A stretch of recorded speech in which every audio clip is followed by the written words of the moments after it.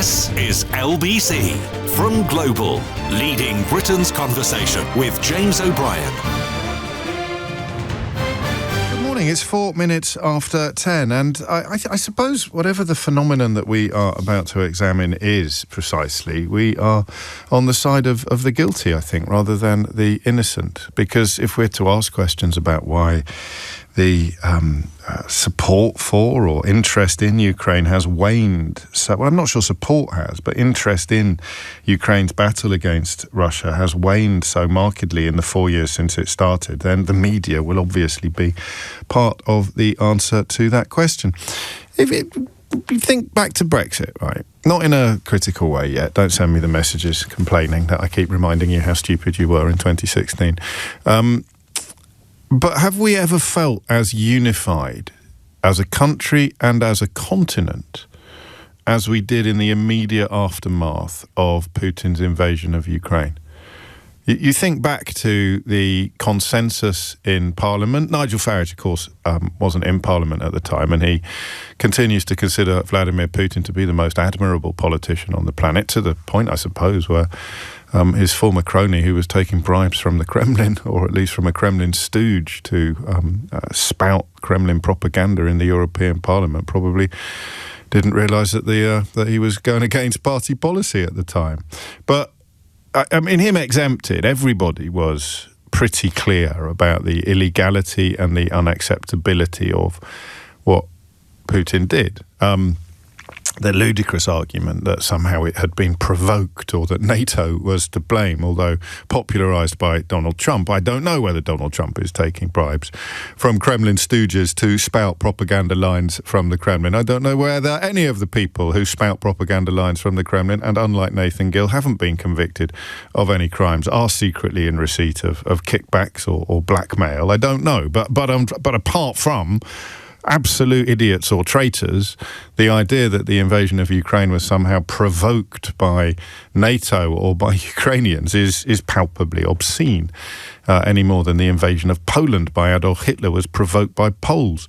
So we know that, but what we don't have much recent experience of is consensus. The fact that everybody agreed with that, even Boris Johnson, in the spirit of stopped clocks since time immemorial, and of course, despite his well-documented partying with KGB spies, or a KGB spy in his family, and slipping the net of his own security officers in order to go and spend an undocumented weekend in the company of said KGB spy. Even Boris Johnson managed to say and do all the right things with regard to Ukraine, although almost certainly by accident, given that everything he ever did was motivated entirely by self-interest. What would be best for me in this current scenario? I think backing Volodymyr Zelensky and Ukraine will be best for me, Boris Johnson, in this current scenario. But perhaps that's an unfair quibble. Let's look instead at the fact that everybody was on the same side. I can't remember. Is there anything else like that in the last 10 years where we were all on the same side? You still to go back further and look at military interventions in the Middle East. You have extraordinary disagreement and dispute. Probably the people opposed to the Second Gulf War have been vindicated rather more by history than the people who were in favour of it. So apart from the various traitors and shysters who were talking about poking the Russian bear and either wittingly or unwittingly operating a propaganda arm for Vladimir Putin's Kremlin, we were all more or less in agreement on this.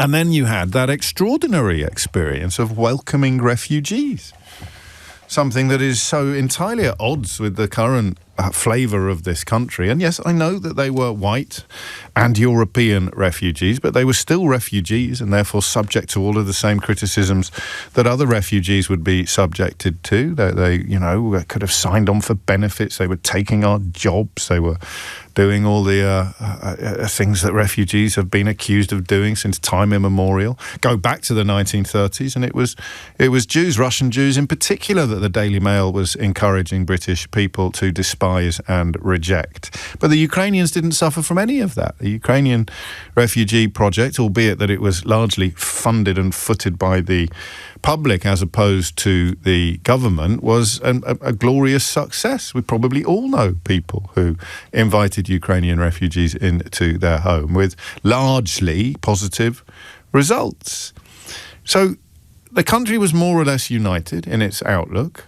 The welcome mat was rolled out for refugees when you think that it was just 2 years before somebody was turned into a folk hero by Nigel Farage for suggesting that we should be burning refugees to death in their own beds. 2 years before that, we were rolling out the welcome mat for all of the Ukrainian refugees. And I can't remember anything that spoke of similar unity or consensus in recent memory. Which brings us to today. This is going to shock you, I think, unless you, for reasons that remain elusive, spend as much time following the news as I do. So, story number one from earlier in the week. Zelensky tells BBC Putin has started World War III and must be stopped. So, I like my 1930s parallels. If you're a historian, you're probably going to tell me why I need to get rid of them sharpish.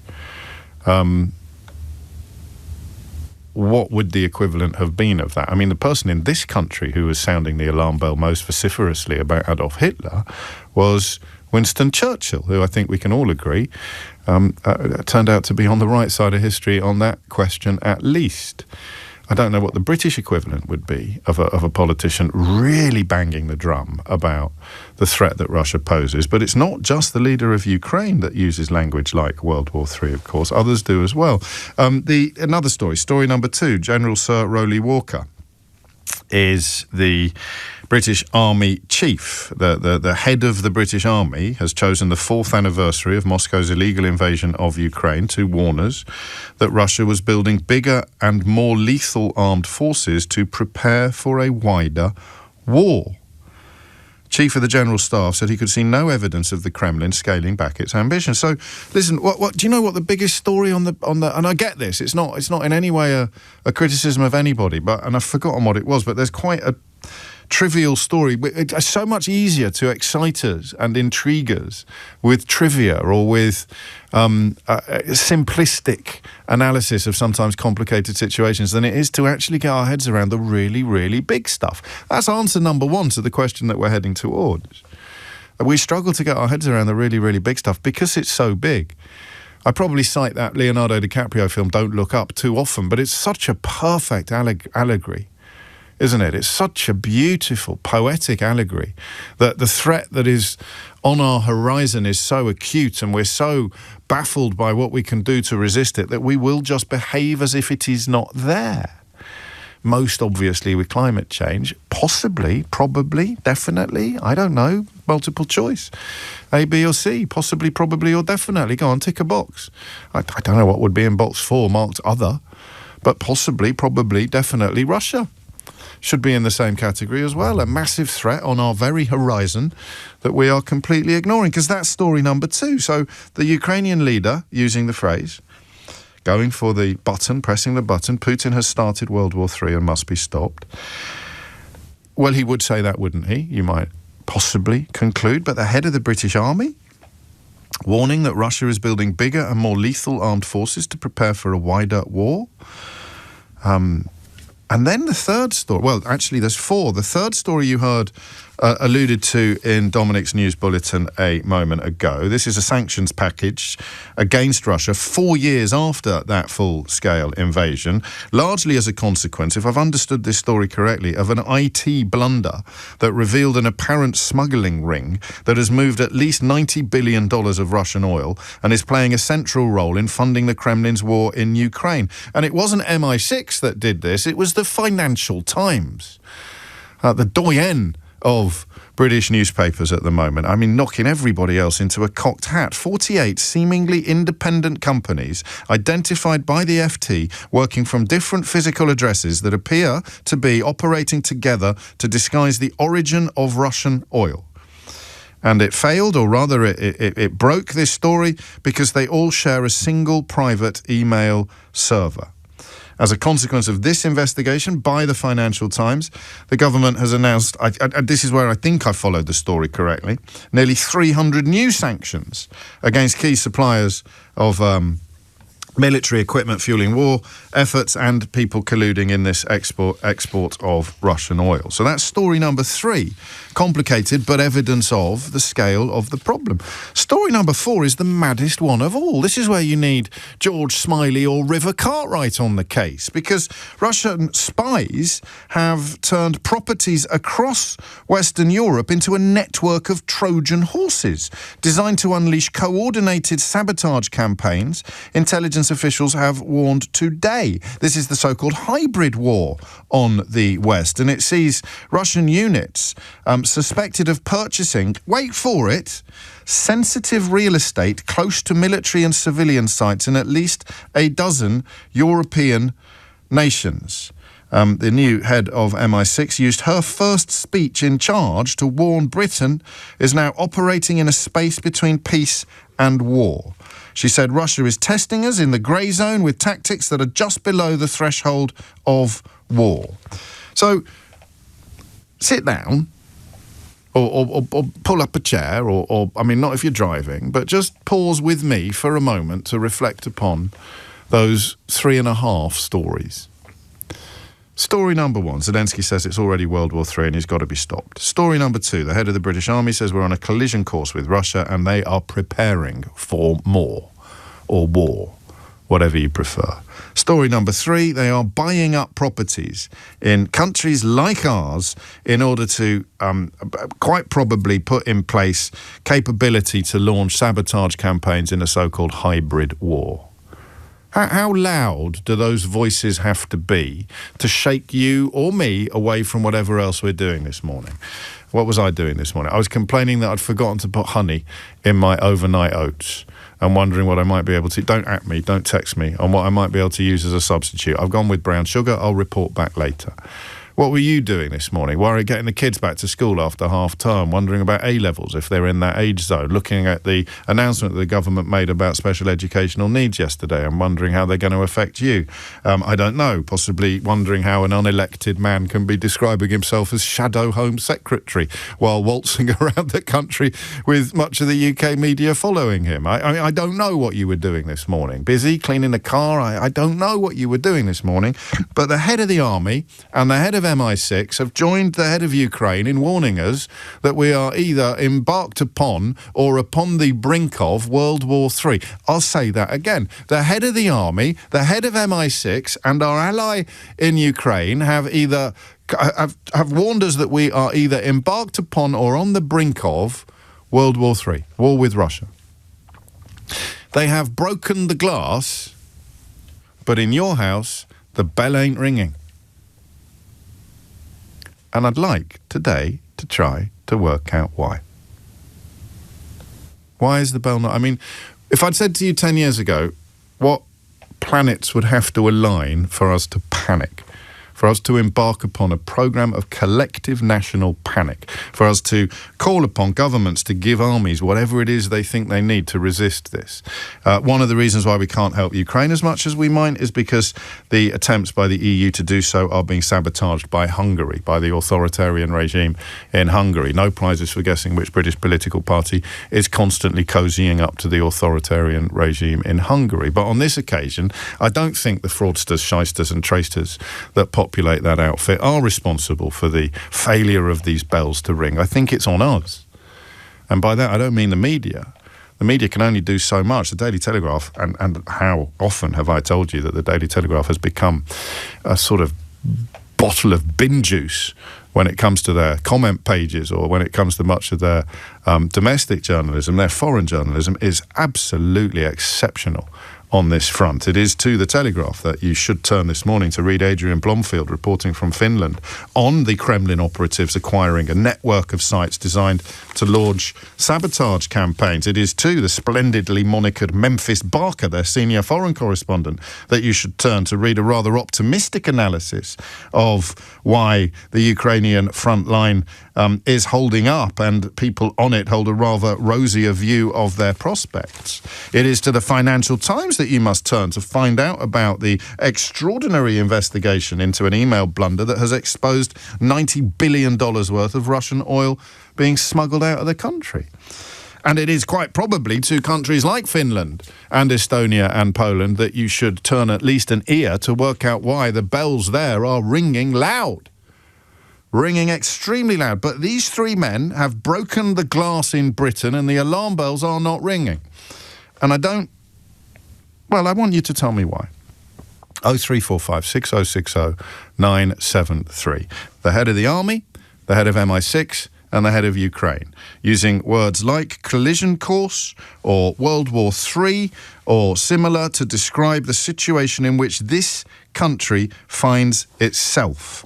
This country, not warning about the threat to allies, not warning about the threat to Europe, this country finds itself in a situation worthy of descriptions like collision course, head of the army, World War III, head of Ukraine, and sabotage campaign, hybrid war, threshold of war. There you go, that's the hat trick. Threshold of war, head of the MI6. Collision course, head of the army. World War III, head of Ukraine. Why are our bells not ringing more loudly? 0345 6060 973. Or, if they are, why can't we hear them? Your answers, please. Because it's quite important, don't you think? James O'Brien on LBC. 2 minutes after 10, and another story for which I thank Nathan for bringing it to my attention. This really has gone under the radar. Published in November of last year, an investigation into how Russia has used migrants strategically, particularly in the context of Norway and Finland, to foment discontent, if you like, trying to damage bilateral relations. Semi-structured interviews and empirical study.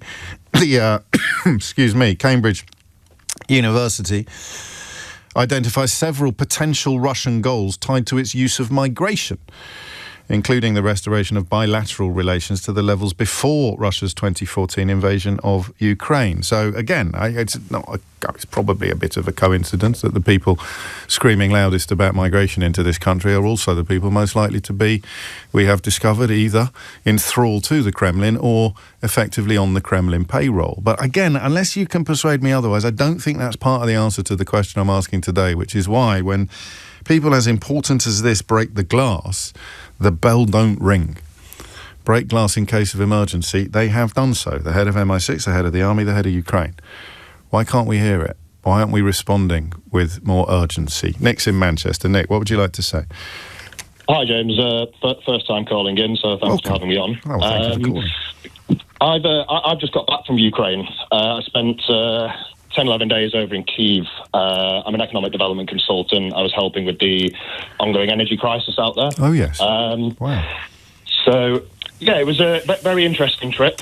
But I think one of the things which stood out to me, other than the stuff which I saw whilst I was out there, was the attitudes to people before I went out to Ukraine and also coming back from Ukraine, where I'd speak to people before going out and say, yeah, I'm going over there. There's an awful situation. It's currently, if you're not aware, it's worse than it was at the start of the full-scale invasion. Yes.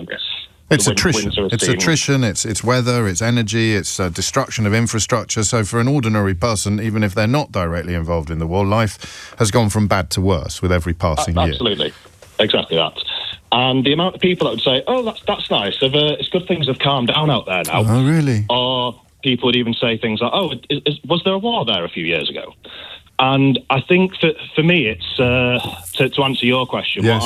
What I found was, I think there's so much news fatigue in the UK at the moment, and there's so many conflicts and scandals opening up that when you do speak to people specifically about, in my instance with the Ukraine, yes. Some people just almost roll their eyes and be like, well, it's no different to what's happening in Palestine or what's happening in Sudan. And it's almost as, well, why should we care? Because it's just everybody's killing everybody. The most obvious answer is geography, isn't it? I suppose. Well, that's what I said. I said, the barbarians are already at the gates. But that distinguishes it from. So, I mean, this is going to be part of the answer to the question that I'm asking, but it also reminds us of the distinctions between situations in the Middle East or Africa or elsewhere, because they don't tick the box of having MI6 or the head of the army warning us that we are absolutely on the cusp of catastrophe. That however passionately you may feel about genocide in Gaza, and of course many of us feel extremely passionately about it, there isn't a sense of our security services or our military warning that we'll be next in the firing line in the way that there seems to be with regard to Russia. Precisely, yeah. And so fatigue only takes us so far, doesn't it? Yeah, and I think that fatigue is one part of it, and then I think the other side is just simple ignorance. I think people are, in the UK, if we look here, we have our own problems, and I think people are struggling here, and that leads to them just sort of ignoring what's going on the bigger picture on a global scale. When if you're struggling to pay your bills or you're struggling to I mean it's a very human. I like your analysis. It's a very human analysis. It's very fair. I wonder about geography. I wonder where we would need to be. You know, I don't remember, and I didn't really study it beyond pre-O level, but the point at which everybody here started panicking is traditionally regarded as not so much the annexation of Sudetenland as the invasion of Poland, which somehow felt near enough for the Brits to wake up and smell the coffee. But Poland is borders Ukraine. Some of those towns, Lviv, for example, I think is currently in Poland, but would have been in Ukraine at the time of the Second World War, or the other way round. Forgive my ignorance for not knowing that. So it's not just the number of miles. The world is much smaller today. It's just that possibly that the idea of Putin's ambition is not yet seen through the same lens as Hitler's ambition was seen post-Chamberlain and post-Polish invasion. It was as if they thought, well, I mean, it is just a little local difficulty. We don't need to worry. And I agree, and I think another thing which people seem to be unaware of or have forgotten is Russia has killed people on British soil in the last 15, 20 years. And it's only recently that the UK government has actually come out and said, and sort of owned up to this and said, yes, this was Russia. This was a Russian. That's a little unfair. I think they moved pretty quickly, certainly with the Salisbury poisonings and with Alexander Litvinenko. But the confirmation of what has happened to Navalny as well as a consequence of finally smuggling some material out of the country. I think I'm more worried about the lack of reaction and the idea that someone like Nigel Farage can be describing Vladimir Putin as the most admirable politician on the planet after he's ordered the murder of people on British soil. I don't know, though, whether that explains the wider lethargy. I mean, what's it like in Poland? What's it like in Estonia? What's it like in Finland? I mean, how do you, if you've got one ear in both countries, you must have a very big head. If you've got an ear because of family connections or history or tradition, or maybe you're just very mobile, you've managed to overcome the idiocy of Brexit and you can still live a life in two European countries at the same time when one of them is the United Kingdom. How does this conversation play out there? I presume the bells are ringing absolutely loudly in Poland and in Finland. I think, didn't the Finnish... I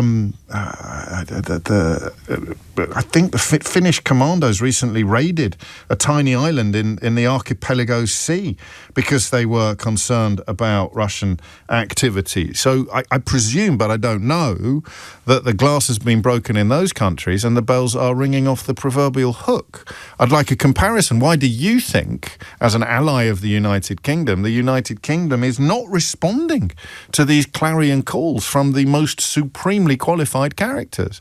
If you want to leave Zelensky out of it, because, quotes, he would say that, wouldn't he? Why would the head of MI6 and the head of the army be using borderline apocalyptic language? Nick, a great opening. Straight back from Ukraine, straight on the phone to LBC. I rather like that combination of activities. You are listening to James O'Brien on LBC. If you're struggling to get through, grab the phone line that Nick has just vacated. 0345 6060 973 is the number that you need. Focus upon the messengers, right? Focus upon the identity and the qualifications of the people making these calls. It is the head of our army and the head of our security services, or at least the head of MI6, and they are using the kind of language that Winston Churchill was using in the 1930s, and you're ignoring them. And to a certain degree, so am I. If I didn't do this for a living, I wouldn't have devoted 30 minutes of my life to the topic already today. Why?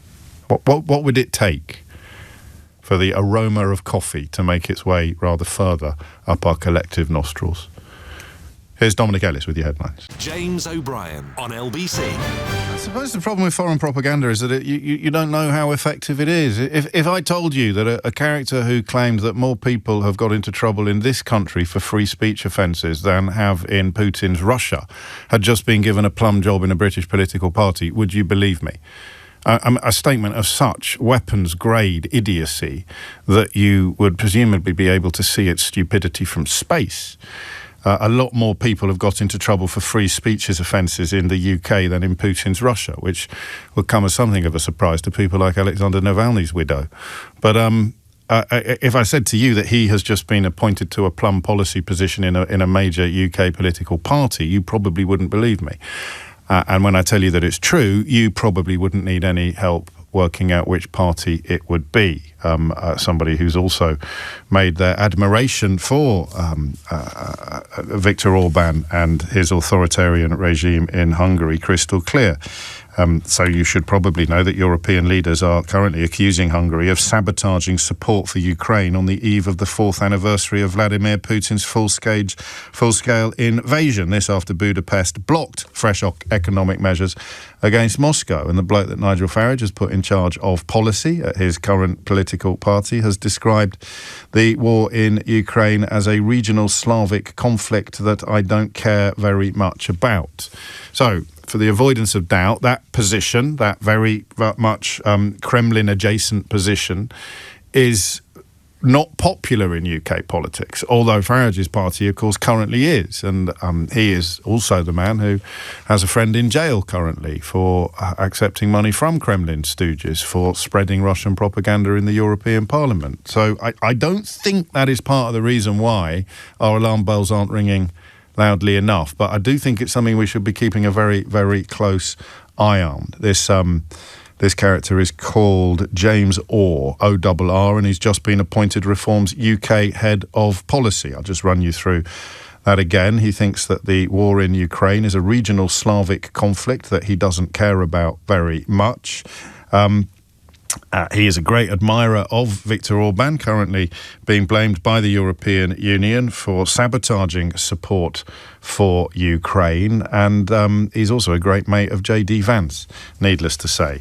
Another unelected bureaucrat who seems to be doing rather well in the party run by the sworn enemy of unelected bureaucrats. But why are the rest of us not responding with the urgency that people like the head of the army and the head of MI6, not to mention the head of Ukraine, are demanding? I just want to know why. Gary is in Calais. Gary, what would you like to say? Morning, sir. I don't Gary. think we're very sunny here, by the way. Looking good. It's not bad here it's either. Fantastic. Is it? I mean, I appreciate this isn't going to be top of your list of priorities, working out in Calais as you are, but when are we going to start mowing the lawn, do you think? Haven't got a lawn, sir.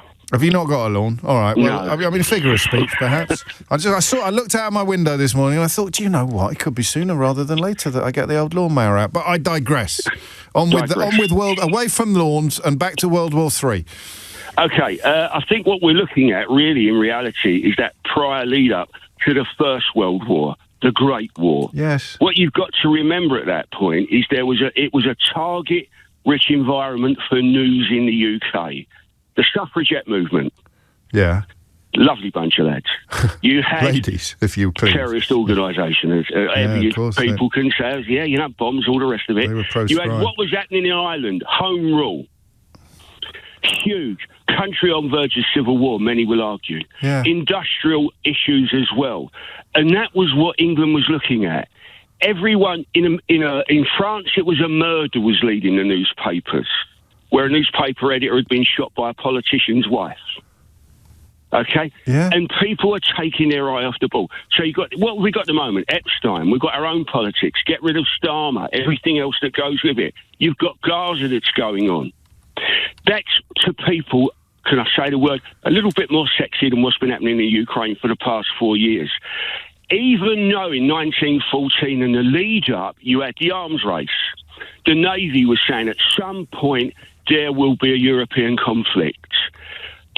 And that's where we are at the moment. Who were the harbingers?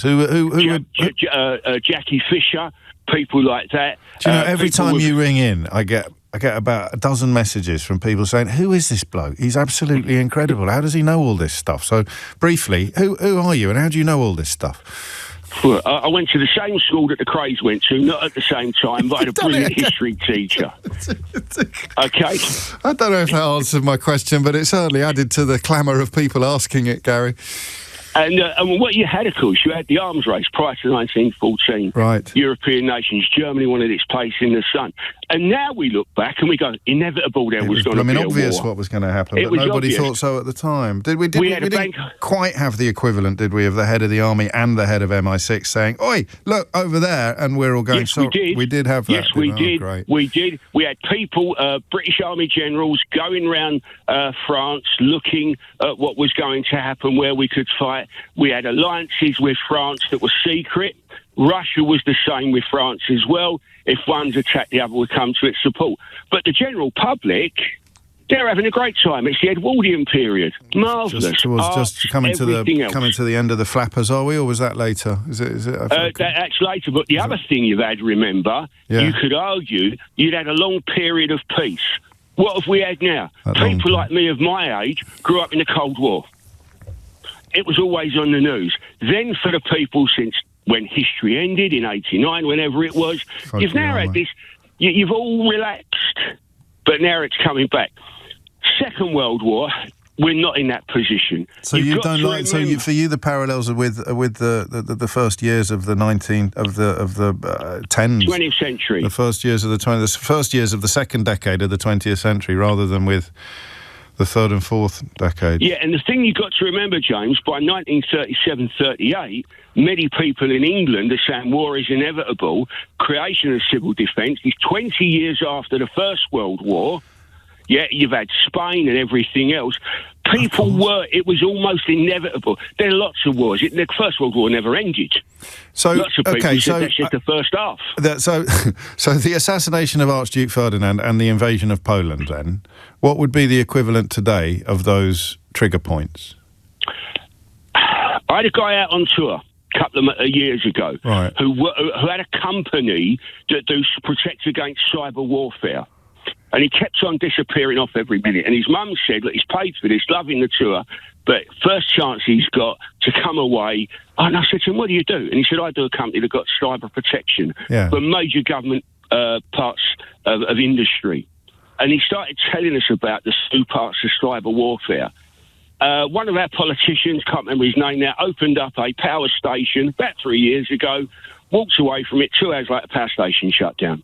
He said, you remember that? I went, yeah. He said, that come from China. French railways, just in the run-up to the Olympics. Air traffic slightly control. underreported, sabotage there. But you're not answering my question. Oh, you think it will be something on that scale that is inarguably visited upon us by Russia, and that will be the wake-up call? Because I'm asking what the wake-up call might be. Increase in cyber warfare, collapse of possibly the banking system, transport systems, followed on then by possible. And the other thing is, does Putin want to open up a second front?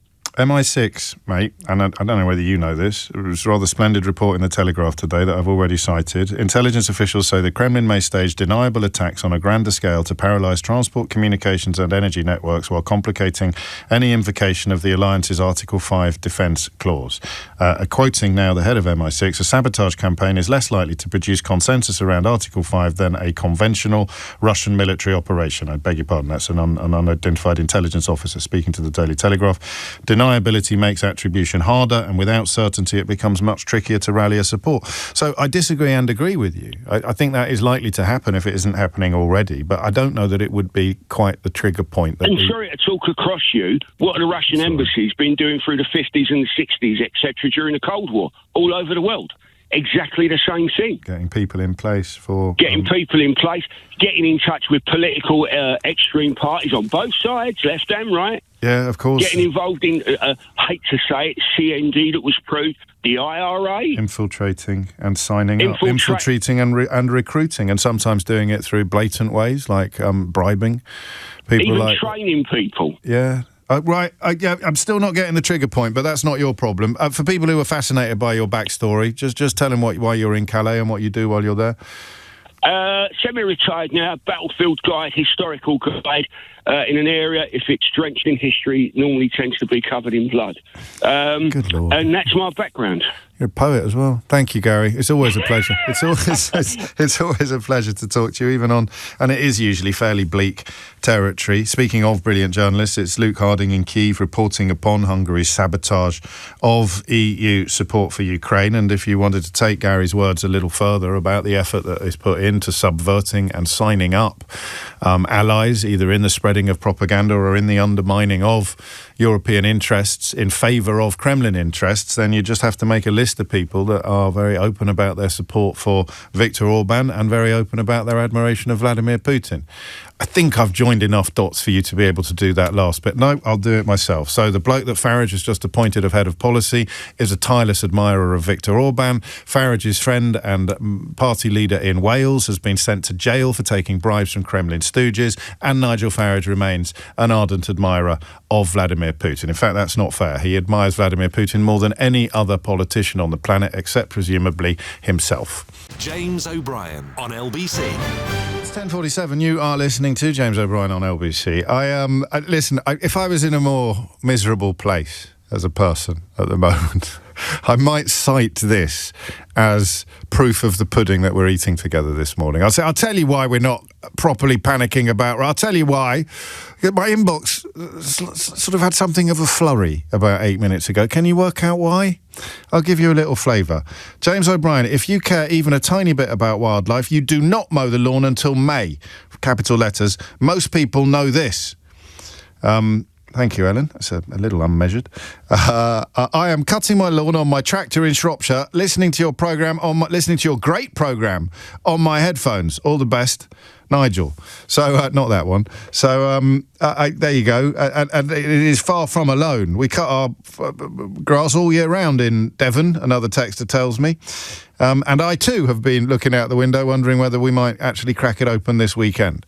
The lawnmower, that is. So there you go. If I were in a less joyful place as a person, I'd probably start railing against people who have got in touch with the programme to talk about lawnmowers and lawn mowing when we are examining the likelihood of World War III already being underway. And of course, there's a rather massive flaw in that criticism and condescension, which is it was me that introduced lawn mowing to a conversation about the possible imminence of World War III. So I think we can all smile about it and move back to the central question, which is why are we not responding rather more urgently to these warnings? It is 10:49. Terry is in Birmingham. Terry, what would you like to say? On the much more important international issue of will my lawnmower start on the first pull when I get it out of the shed after it's been in the shed all winter, I mean, that's the really pressing thing, isn't it? It is, of course it is. You can hold two thoughts in your head at the same time. You can be worried about World War III and wondering when you're going to mow your lawn for the first time in 2026, and whether your lawnmower is going to start on the first pull. God, I know, it's a petrol mower. Go on. So, I've seen the coffee, I've brought the coffee, I've drunk the coffee, and I'm sit up, bolt upright like a meerkat at the moment, right with what's currently going on. Personally, I think we made our mistakes way back when Russia invaded Crimea. Yes. And what we should have done is been much more robust on that. And that's Obama. That's on Barack Obama, yes, I think, isn't it? Well, exactly. And allowed Ukraine into the EU, allowed them to join NATO, because that would have solidified all of the Baltic states that after the Cold War ended, got their independence, would have given them some security. It would have saved Poland having to go on high alert, because speaking to some Polish people I know, they're on high alert at the moment because of what's going on. But if I wanted to attack any country like Britain, I would call my military blokes into a room and I would say to them, do you remember those weapons you were showing me a couple of months ago that can kill all the communications in a country and turn off all the satellites and all the banking and everything? Yeah. Can you roll that out for me? They turn around to me and they say, well, in Britain they play the National Lottery. And you go, yes. And they go, if you try and play the National Lottery when you're in France, it'll tell you can't because it knows you're in France. Right. And it knows you're not in the UK.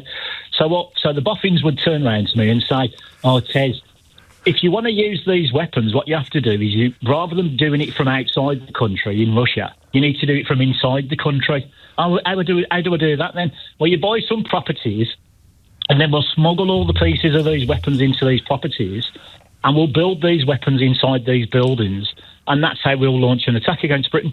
So your response to this paragraph in the Daily Telegraph today was rather less shocked than mine, and I'm going to read it for the benefit of everybody else. Britain is seen as vulnerable to such an attack.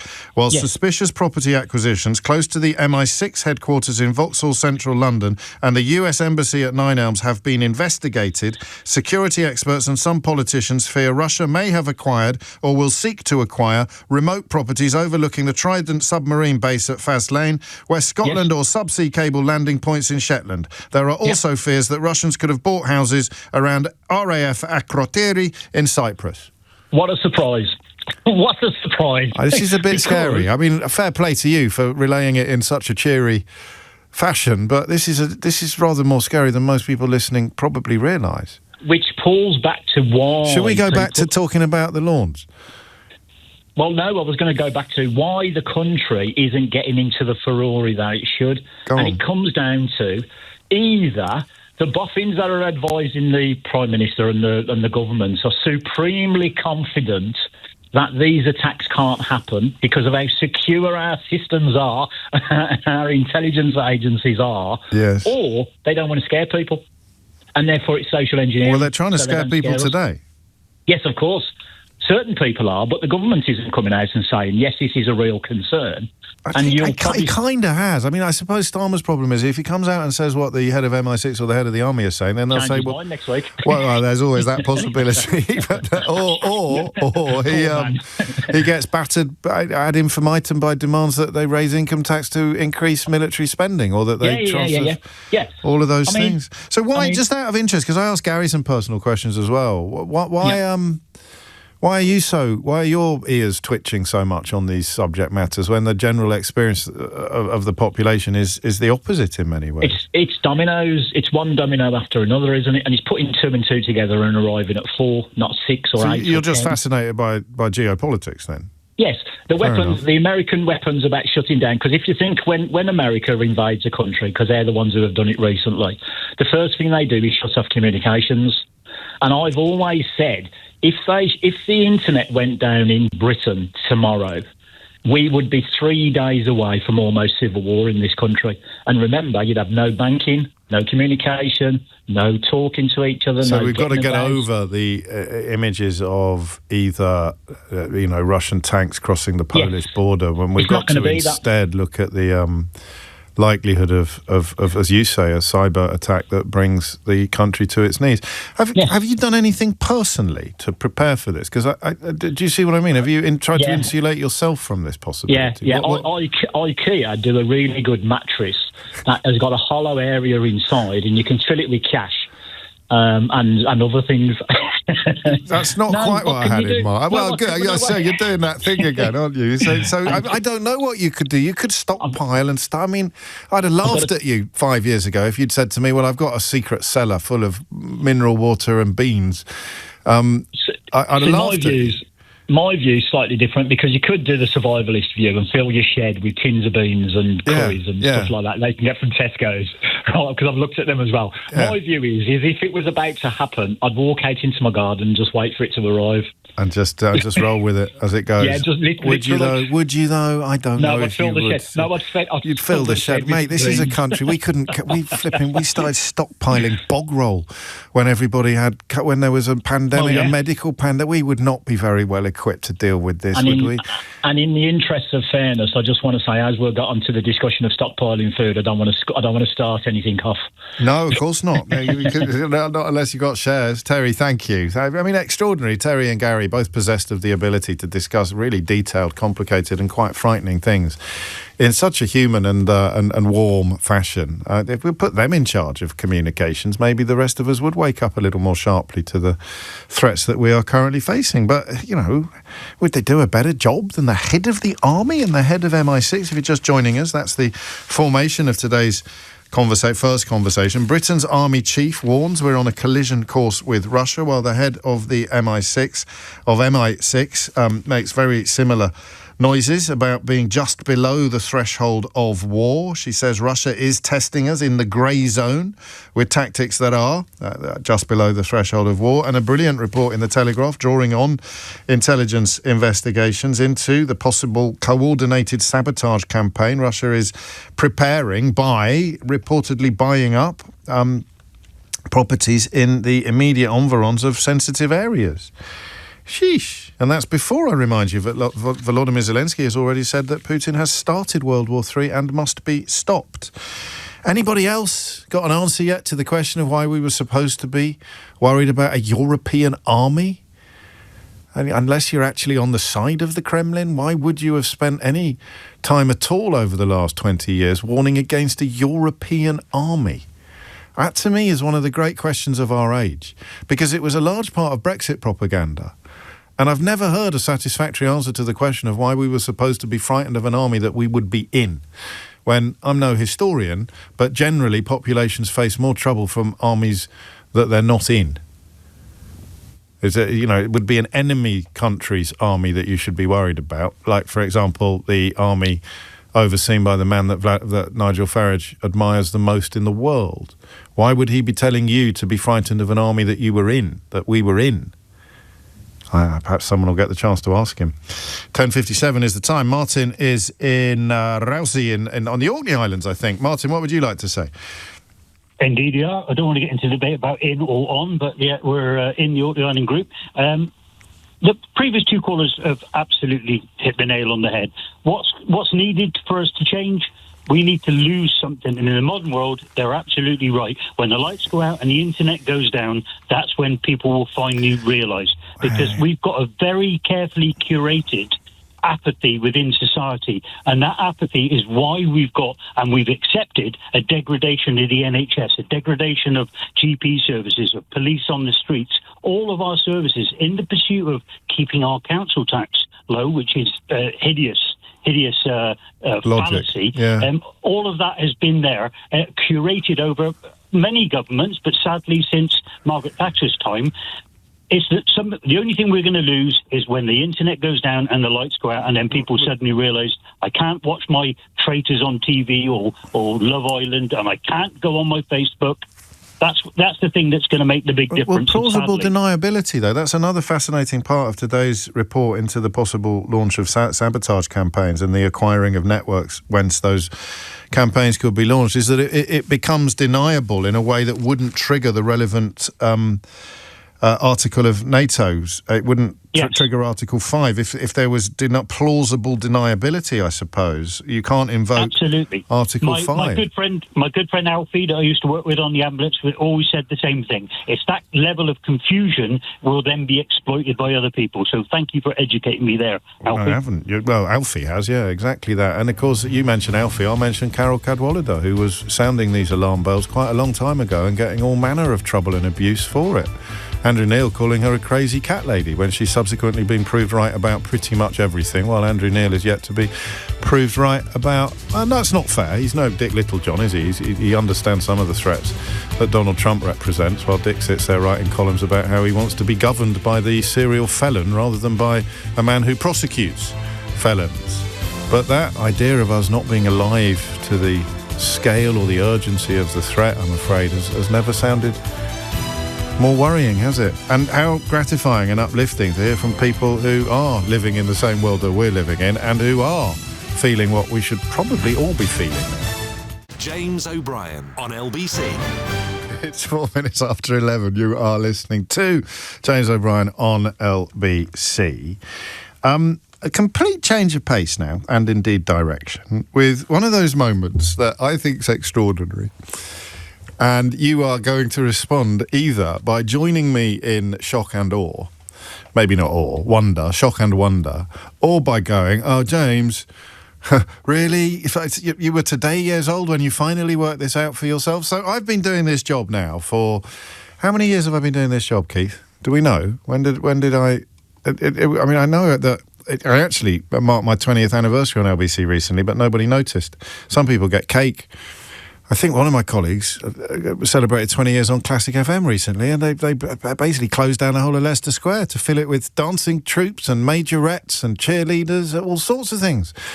I closed the airports to celebrate that. I marked 20 years on LBC, I think, either last January or the January before, and literally nobody mentioned it at all. Didn't get anything. I didn't get a clock, didn't get a cake, didn't get any nothing, no party popper. There was nothing to be seen. Keith smiled. That was nice.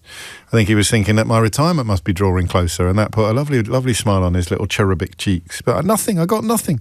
But in all the years I've been doing this job, I realised this morning that I have been letting you down on one particular subject. I'm sure more than that, but I've done something really stupid. And I'd go further, and I would say that everybody in the media does exactly the same thing, and probably for exactly the same reason. You probably need a few more clues before you can work it out for yourself. So the story that has made me realise that I have been handling all such conversations in a really ridiculous fashion is on the front page of the Times today, and it appears under the headline, Labour to End Middle-Class Domination of Top Schools. Can you work out yet what I've been getting wrong for 21 years, or thereabouts? It's hard to keep track because no one ever celebrates my anniversaries in the way that they do everybody else's.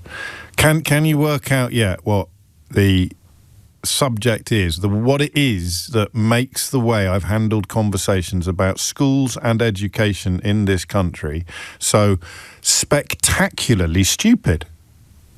I've got to take my medicine. I'm always calling other people stupid. So can you work out what it is? So because so many people in prominent positions in the UK media were privately educated themselves, and because so many people in prominent positions in the British media have historically privately educated their own children, all conversations about this about education in this country are viewed through the lens of private education being a relatively normal experience. This despite the fact that only about 7% of the population avail themselves of the services offered by fee-paying schools. But we are living in a country where attending a fee-paying school is still the best guarantor of achieving certain levels of success and status later in life. Not the only one, and of course there are exceptions, but generalisations are generalisations for a reason. So whenever we have turned our attention to, no, I can't blame you for this, because you might either have sat there fuming at the ludicrous imbalance of these conversations, or like me, you may not have clocked how ridiculous it is, because people like me have been in charge. People like me have been in charge of these conversations for forever, actually. You think back to when the public schools were founded. People like me have been in charge of conversations about education in this country since conversations about education in this country started unfolding in public. Since education became universal, conversations about education have been dominated by people like me. You would have moments, wouldn't you, like when grammar schools were replaced by comprehensive schools. But you want to wonder why that was widely treated by the UK media as a bad thing? It was because the grammar schools are perceived, or were perceived by people who went to fee-paying schools, as the second division. And therefore a good thing, because you can't really justify the sustaining the survival of the first division if you don't also have a second division. And if you end up in the third or fourth division, well, bad luck, I'm afraid. It's a meritocracy that we live in, despite the fact that we pay for our education and you don't pay for yours. Every single conversation about schools I have ever conducted or contributed to has worked upon the premise that private education is normal.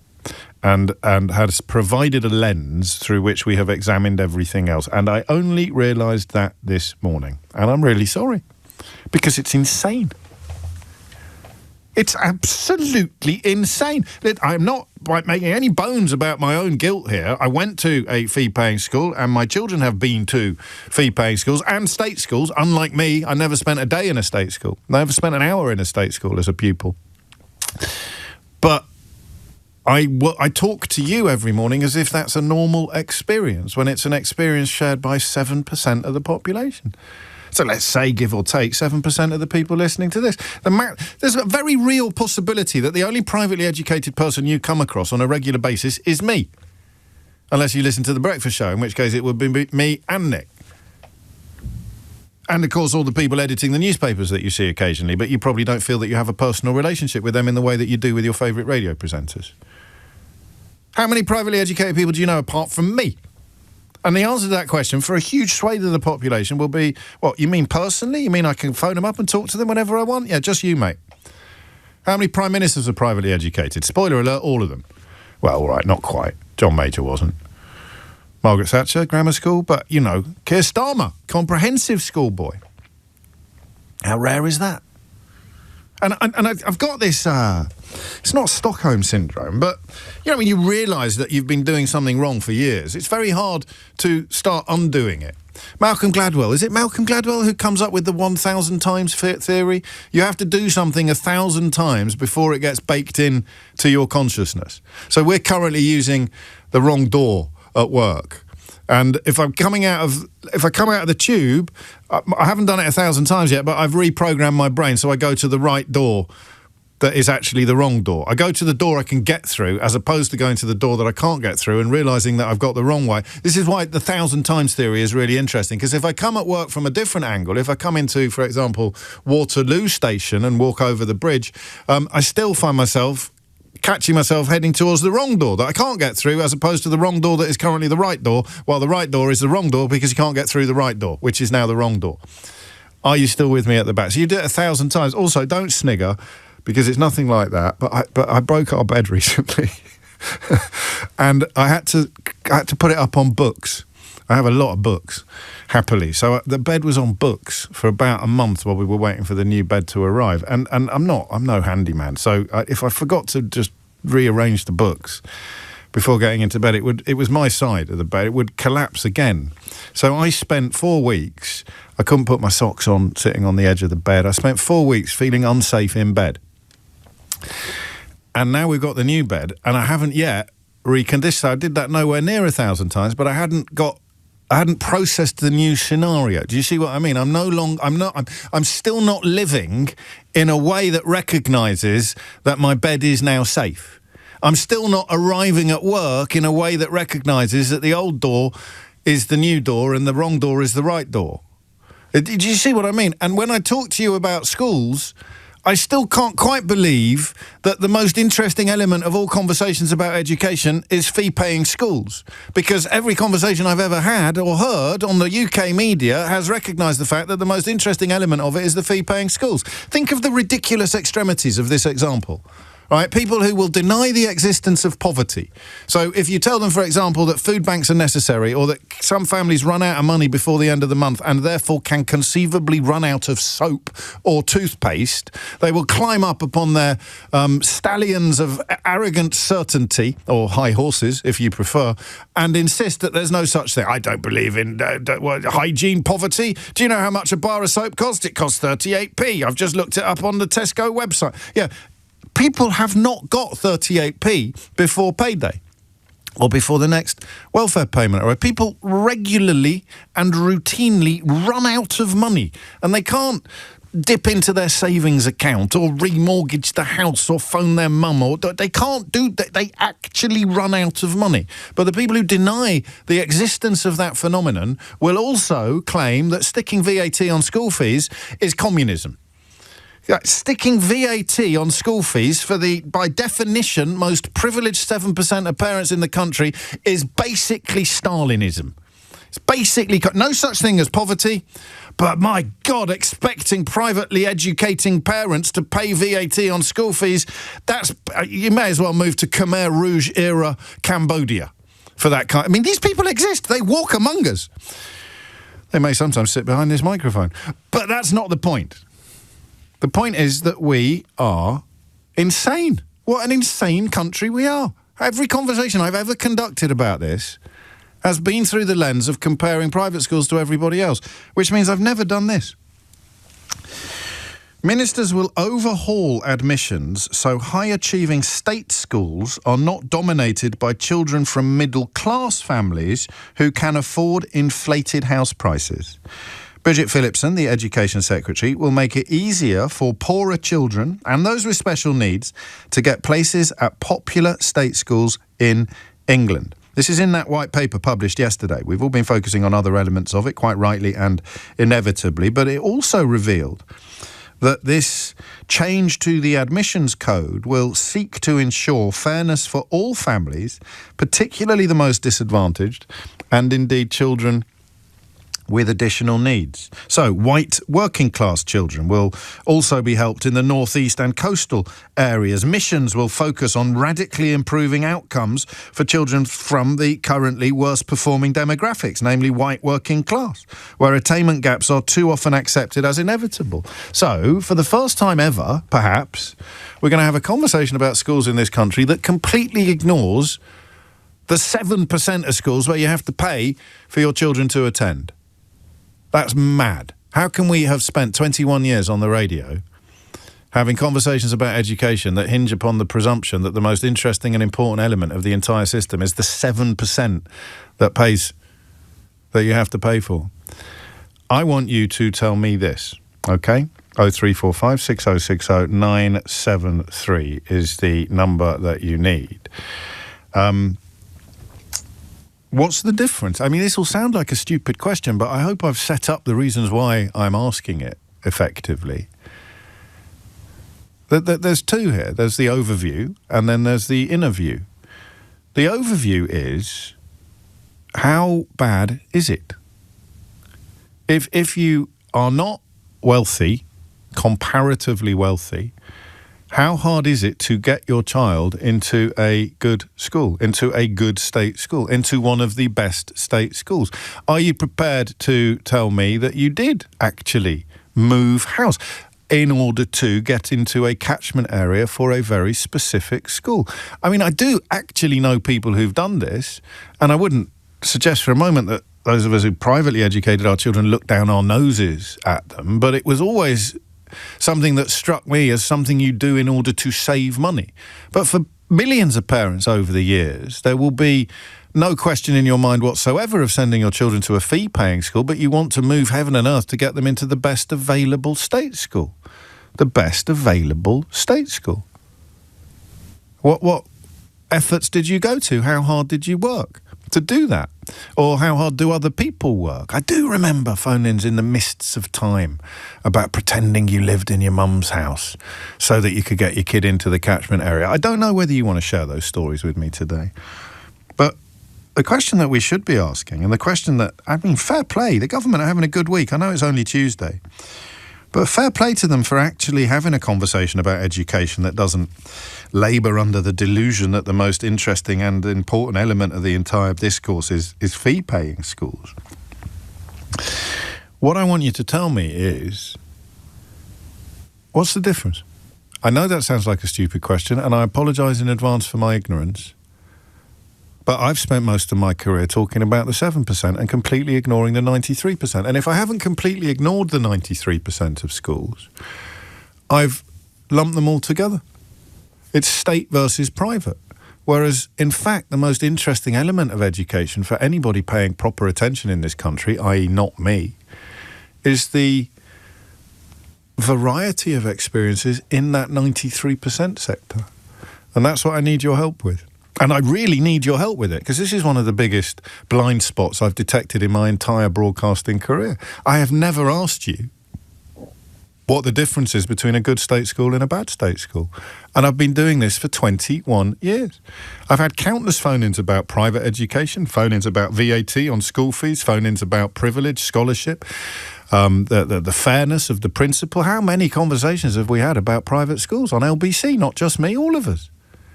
When 93% of the population never go anywhere near one. So, what do you think about this proposal that the government will make it much, much easier for children from poorer backgrounds to get into the highest achieving state schools? 0345 6060 973. Straight off the cuff, answer to that. The question I really want you to have a crack at, helping me with, is this. How big are the differences What are the differences in experience? How many times have we spoken to people who went to a private school and then a state school, and we roll out the red carpet because they can make these powerful and illuminating comparisons? What's the difference between high-performing, high-achieving state schools and low-performing, low-achieving state schools if you're a pupil, a teacher or a parent, past, present or future? Just talk me, an ignorant man, through the reality that is obvious to almost everybody else.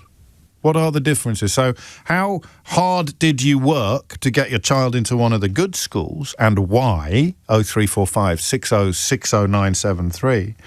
But crucially, what are the differences? Just talk me through the gulf. Let's treat this conversation like we used to treat state versus private. Brackets, because I'm an idiot. Close brackets. Because the important question is, what are the differences between the high-achieving schools and the low-achieving schools that 93% of the population actually go to, rather than that tiny little demographic that I've been obsessed with for my entire broadcasting career? Talk me through the differences. What are the differences, and how hard did you work to get your child into a high-achieving state school? And then, if there's time, how can anybody object to the government trying to throw the doors a little wider so that people from poorer parents can get in too? It's 21 minutes after 11. The number you need is 0345 6060 973. James O'Brien on LBC. 3 minutes after 11. A quick nod back to the last hour. These all made me chuckle. This from Tony. Given today's discussions, James, is there really any point in mowing the lawn at all this weekend? That's a very good point. If you're going to talk about World War III and mowing the lawn in the same hour of radio, you have to recognise that one may cancel out the urgency of the other. And Paul, on a similar theme, says, I haven't got a categorical answer to all the geopolitical issues that you raised, James. However, do not, under any circumstances, mow your lawn until we are fully clear of any ground frost. Otherwise, you will damage the roots of your lawn. Please keep up the good work. Best regards, Paul. We've moved on from this into this territory here that is rather well encapsulated in this text. James, I live in Kent and my relatives are estate agents, and the difference in house prices is about £80,000. And we also have the grammar school system, and everyone tutors their kids from year 3 at around £50 a session to get them into those. And here's a good one. Because I did somewhat provocatively suggest that no one's going to object to the idea of making the best schools more available to the poorer children. But I think Sam does. My children attend a state primary school. It's outstanding and in the top 100 in the country. Our housing estate is comparatively wealthy to our town, areas of which are on the national deprivation list. You won't get into the school if you don't live on the estate, and some kids on the estate don't get in! ! Are we going to favour kids from other areas rather than kids who live in the catchment area? To which my answer would be, perhaps naively or unfairly, but brackets, I really don't think so, close brackets. Yes, we are. You have to. You want to improve social mobility in this country, you have to break down barricades and raise everybody to the highest standards. And you can't do that if the barricades to people from poorer backgrounds are up. For the record, I'd abolish private education. But until it is abolished, I'm not going to deny my children opportunities that Jacob Rees-Mogg can afford to buy for his. But I don't see how you... Well, anyway, let's get the phone lines open. Chris is in Stoke-on-Trent. Chris, what would you like to say? Hi, good morning, James. So we live in Stoke-on-Trent. We're not far from the Cheshire border. And albeit we'd only have to move 2 miles to get into a Cheshire school. Wow. We're still thinking possibly having to do that. But just touching on what you said there on the house prices, we're in a 4-bedroom, semi-detached house here. To get the same property just over the border into Cheshire, we're talking £100,000 to £150,000 more just to get access to a Cheshire school. And you think that is entirely because of the schools? Yes, yeah. So don't get me wrong, my wife's a teacher here in Stoke. The teachers all work extremely hard, but unfortunately a huge amount of the time spent by teachers in the area is on behaviour management rather than education and learning opportunities. And the schools within our catchment area, don't get me wrong, I know staff from both, they're very good. But for our children, we are thinking, do we take that additional hit on mortgage payments just to gain access to the school just over the border? So you'd be in the firing line here, really. And I don't know how they will do it. The detail hasn't been revealed, but I think it was in Brighton or certainly somewhere there was an experiment where the catchment area is massively increased in size, or reasonably increased in size, depending upon how built up an area is, and then all the pupils applying to all the schools are just divvied up by lottery.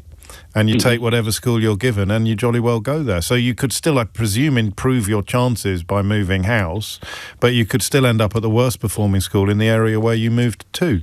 And I can sit here and perhaps rather arrogantly, because I'm almost out of the education system full stop, and when I was in it, I was availing myself of private schools for my children. I can say to you that is a really good idea. I really like the idea of people like you no longer being able to pay to get a better education for your children, while hypocritically acknowledging that I did exactly that for my own. Yeah. So it is, and as I say, I mean, obviously teaching in general it is such a hard job to do. And the behavioural issues you describe are going to be massively exacerbated by the fact that there are 10, 15, 20 kids in that class with issues rather than 2 or 3. And the reason why there are so many is because the system is a hierarchy. You've got the higher performing schools, which will have the better behavioural issues, and the kids with the biggest behavioural issues are all going to end up in the same school near the bottom of the pile. Yep. So you know it's fair, but it's not fair on you. No. Yeah, well, at least you're honest. I'd be the same, I imagine. I know it's fair, but it's not fair on me. Do you think it can work? I think there's so many other things to fix as well in education anyway. Yes. As long as something's moving in the right direction, which it hasn't been for a while, then, they're certainly prioritising it. It hasn't done really since 2010. Whatever you may think of Tony Blair, education was a mantra upon which they delivered. Looking at the possibility, thank you, Chris, of the government making it easier for children from poorer backgrounds to get into the best schools. And I'm wondering, somewhat belatedly, what the difference is between the best state school and the worst state school. How wide is that spectrum? How broad is that spectrum? How steep is that graph? And it's going to be like the private school education conversation, right? Is that you are going to recognise that it's grossly unfair, but if you're on the right side of the unfairness, you're going to defend it furiously. Except, of course, the people who pretend it's not grossly unfair, who say, no, I don't think my children get any advantage at all by me spending £40,000 a year to send them to that school, to which, of course, the only reasonable response is, well, why do you spend £40,000 a year to send them to that school then? You're going to move house, 80 grand more in property. You're going to have to find 100 grand to move house. Why are you doing that? Because my children will get a better education.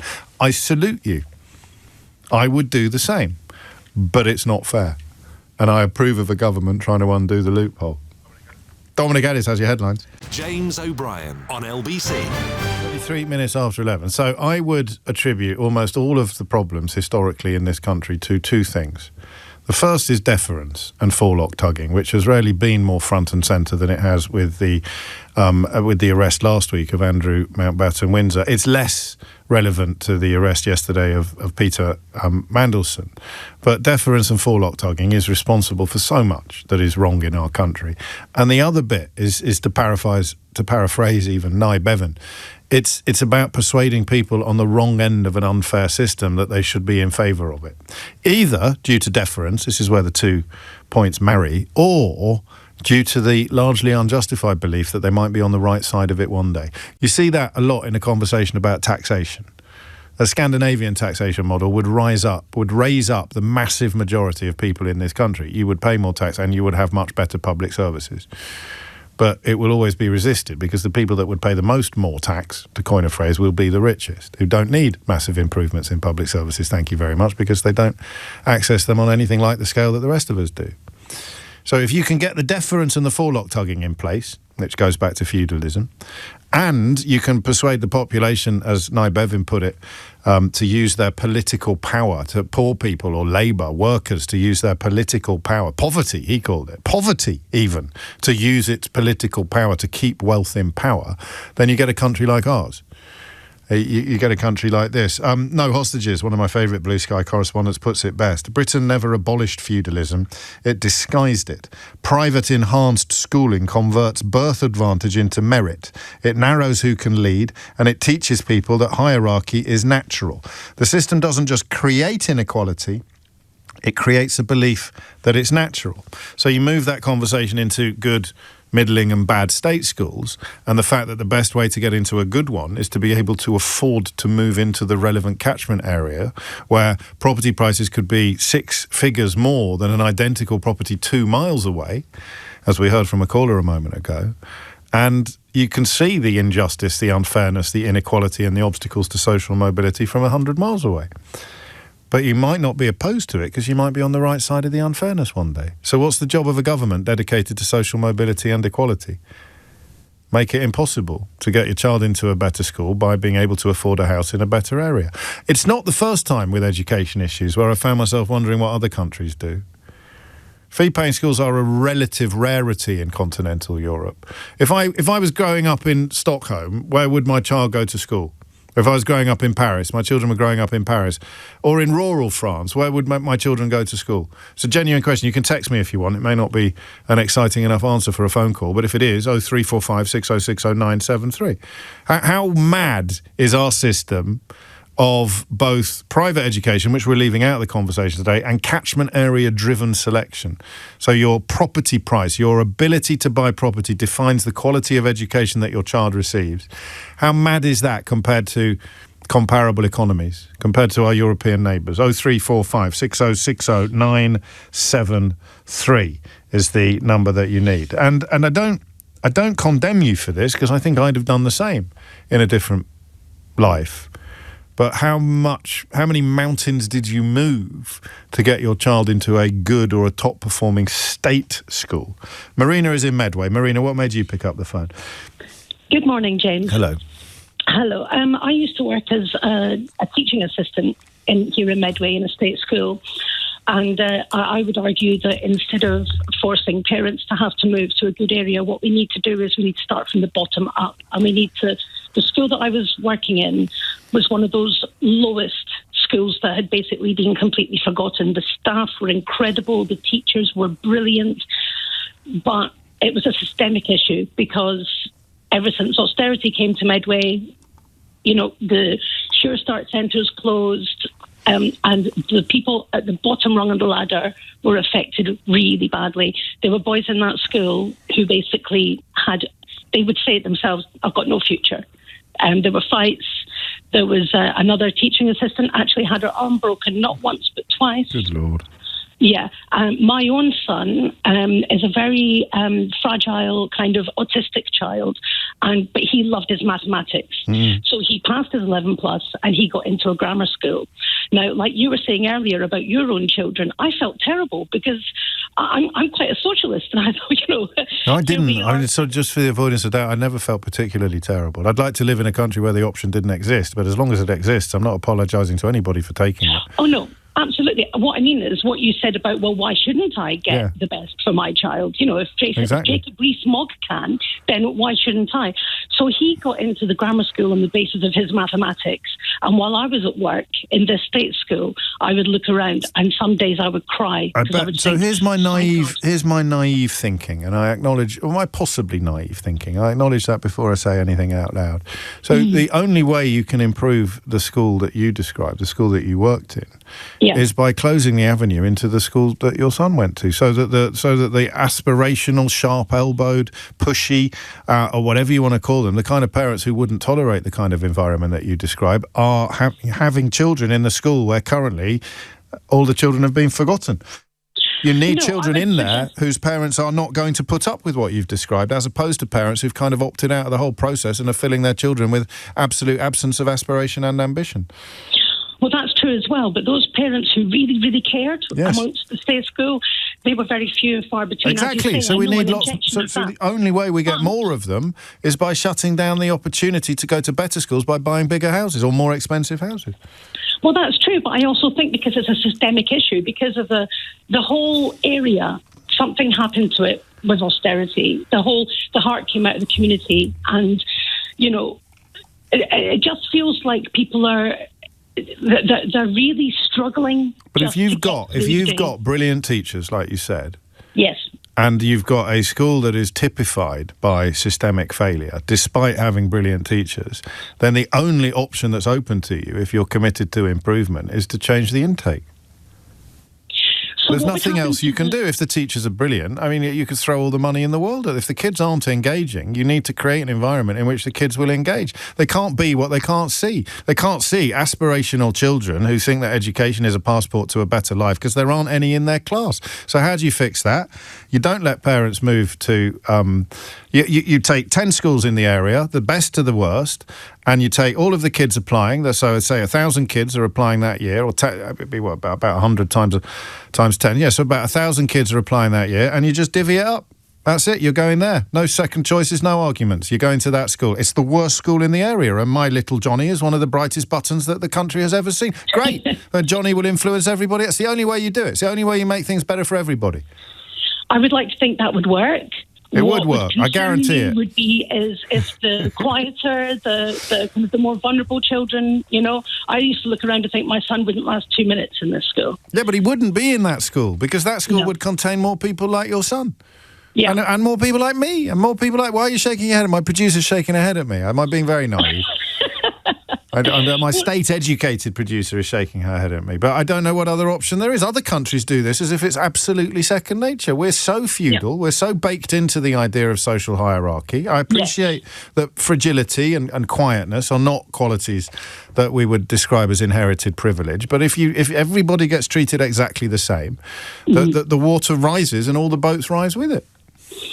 Yes, the issue is we had a lot of special needs children, and therein lies the... Well, that's also a huge part of the white paper as well, is that all schools are going to have to do a better job of accommodating special needs pupils, which means they won't all end up in the schools at the bottom of the ladder who couldn't get in anywhere else for various reasons.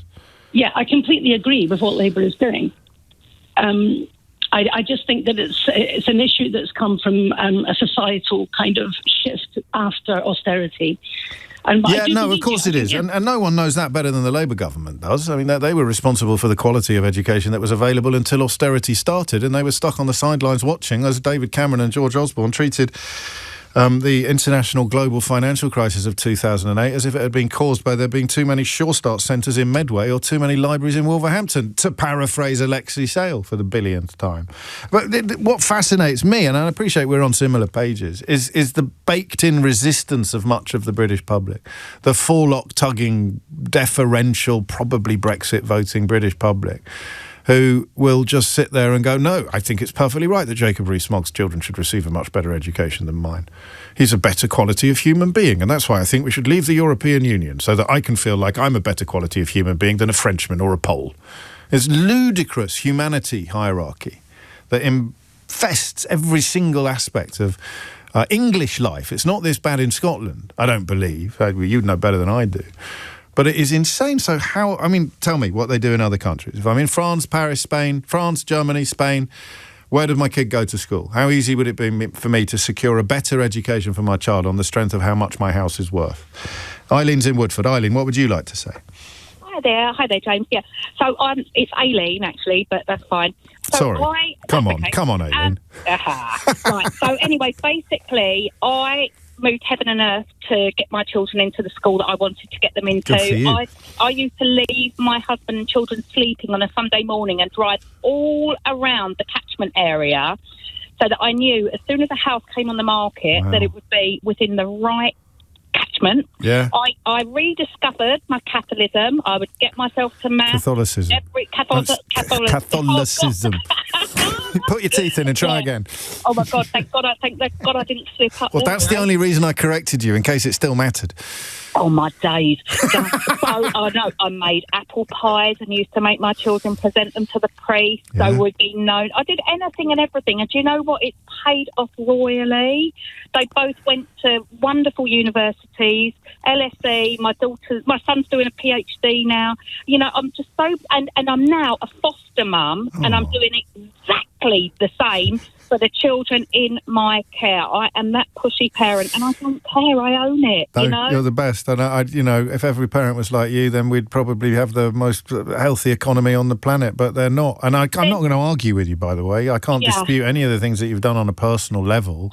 But you're. Shouldn't have to be like this, should it? And also, parents like you are going to be so much more valuable in schools that are currently poorly performing. You're going to be the parents that turn those schools around. Do you know, my parents were both teachers. I think that's why I feel so strongly about the education, and I feel so strongly that every child should have a great education and a great start. I used to work in the city years ago with investment bankers for years, and I saw the privilege and the entitlement, and it's just so unfair. So that's why now, working with children so from such unprivileged backgrounds, I just feel so strongly that they get what they deserve too. Well, you know what that is. You know what that is, don't you, Aileen? What's that? That's the Catholicism kicking in. There you go. That's it, isn't it? That's all. It was always there, wasn't it? It never goes away. Born a Catholic, once a Catholic, always. But I don't think, and this is where I think I probably sound naive, but I don't think you can raise all the boats without removing the roots that you and I in different ways have availed ourselves of. As long as those roots are there, those loopholes are there to get a better education because you've got sharper elbows or because you're getting up earlier or because you've got more money, you're never going to actually have a system that properly recognises and helps the children that we're both talking about. Yeah. And it's the problem. So unless the government actually takes away our ability to do the things that we're both proud of doing, and both will hopefully, you already do, hopefully one day I'll point at my children as being proof that we did the right thing, and I kind of already can actually, but that option shouldn't be there if we genuinely want to help the kind of children you're fostering, as opposed to your own children. Here's the thing, because Aileen mentioned, in fact, Aileen, you'll like this, because we talk a lot about merchant bankers and lawyers, and the figures are ridiculous of the percentage of high court judges or the percentage of other like really privileged professions that are completely and disproportionately dominated by privately educated people. Something quite weird happened to me yesterday that really sums up entitlement in quite a soft and quiet way. So this film that won the BAFTA, I Swear, the Tourette's film that won the BAFTA. You saw that yesterday? Yeah, I saw that. Yeah. So I'm watching that win the BAFTA, and I'm reading about it, and I saw the film when it came out, and I thought it was fantastic, and I just clocked that I went to school with one of the producers of that film. And for somebody, you see your response there? For someone who went to a school like mine, that is just the most normal thing. Imagine, look at that. It's old Chomo there from St. Edward's House. I went to school with him, and he's now produced that. So at a school like mine, that is the most normal thing in the world. For everybody else in the country, if you knew the producer of a BAFTA-winning film, it would be like, oh my goodness me, look at, and that's what you're doing. You're creating sections of society where normal is abnormal and abnormal is normal. I don't know how you break it down without doing the things that would stop people like Aileen and me from doing what we did for our own children. 11:48 is the time. James O'Brien on LBC. 11:51 is the time. Some of the conversations that I toy with the idea of having with you change before we have them, and some ideas fall out of favour and some grow in appeal to me. I was very uninterested yesterday in a conversation about what happened at the BAFTA ceremony in the context of a radio phone-in. I was very interested by what happened and intrigued, but I didn't think it was radio phoning because I thought you'll only get 2 calls. You'll get 100 calls, but there'll only be 2 points of expression. There'll be people who don't understand what Tourette's is like, who are outraged that the inspiration for the film, I Swear, could have been in the room at all, where he deployed hideous language, completely involuntarily, including the N-word, while 2 black actors were on the stage. An unthinkable scenario, happily, in the modern world, although, of course, there are political forces keen to take us back to the days when that would have been quite commonplace. Or you'll get calls from people who understand Tourette's and would simply say that, well, obviously the BBC have messed up by not removing it from the edit when they removed somebody saying Free Palestine, but they didn't remove somebody using the N-word involuntarily. They removed someone voluntarily saying Free Palestine and someone involuntarily using the N-word. And they've apologised. They've explained or claimed, whichever you prefer, depending on your prejudices and preconceptions, that they didn't hear it. Whoever was in charge of the edit simply didn't clock that moment. So either you do a phone-in about literally just dividing the population into people who understand Tourette's and people who don't, or you don't do a phone-in at all. So I didn't do one yesterday. The story's moving a bit. It's changing a bit. It's arguably, from our point of view, getting more interesting. So we may do that in the next hour. Although I'm also drawn to the story about graduate jobs and the increasing likelihood of people who belong to what we call Generation Z never leaving home, never really engaging with the world in a way that their parents and grandparents took completely for granted. Could do both, but of course not today. We've only got time for one today. Back to the state school question and the remarkable acknowledgement that we have loads of conversations about education in this country, where the 7% of us who are privately educated probably dominate about 77% of the discourse, which is insane. But the more you think about it, the more it appears to be an inevitable upshot of an entirely deferential post-feudal society. Ian is in Fife. Which is, well, as you know, in Scotland. Ian, what would you like to say? It's quite funny that what has been, how are Labour touting it as a once in a generation, or it's more than a generation, change to how they choose schools, and yet this has been happening in Scotland since the 70s, maybe even longer, that school catchments are divided up between local areas to get each school gets an even spread. So Labour brought it in Scotland then? I don't know. It was in the 70s. Know that this is what I went to in high school. Yeah. In high school I went to, there was kids bussed from, I lived in a poor area, and there was kids bussed in from more well-off areas. So so what you've got in England is basically a circle thrown around a school, don't you? Yes, exactly that. So we don't even have to cross. We don't even have to cross the English Channel to get the alternative to this. I mean, two things occur to me. The first is there are loads of private schools in Scotland. I think probably proportionately even more per capita than there are in England. So the opportunity for a wealthy parent to access a much higher quality of education is absolutely part of the system in Scotland. But if I'm a relatively wealthy, sharp-elbowed, middle-class parent living in, let's say, Anstruther, I have no choice whatsoever over what state school my child goes to.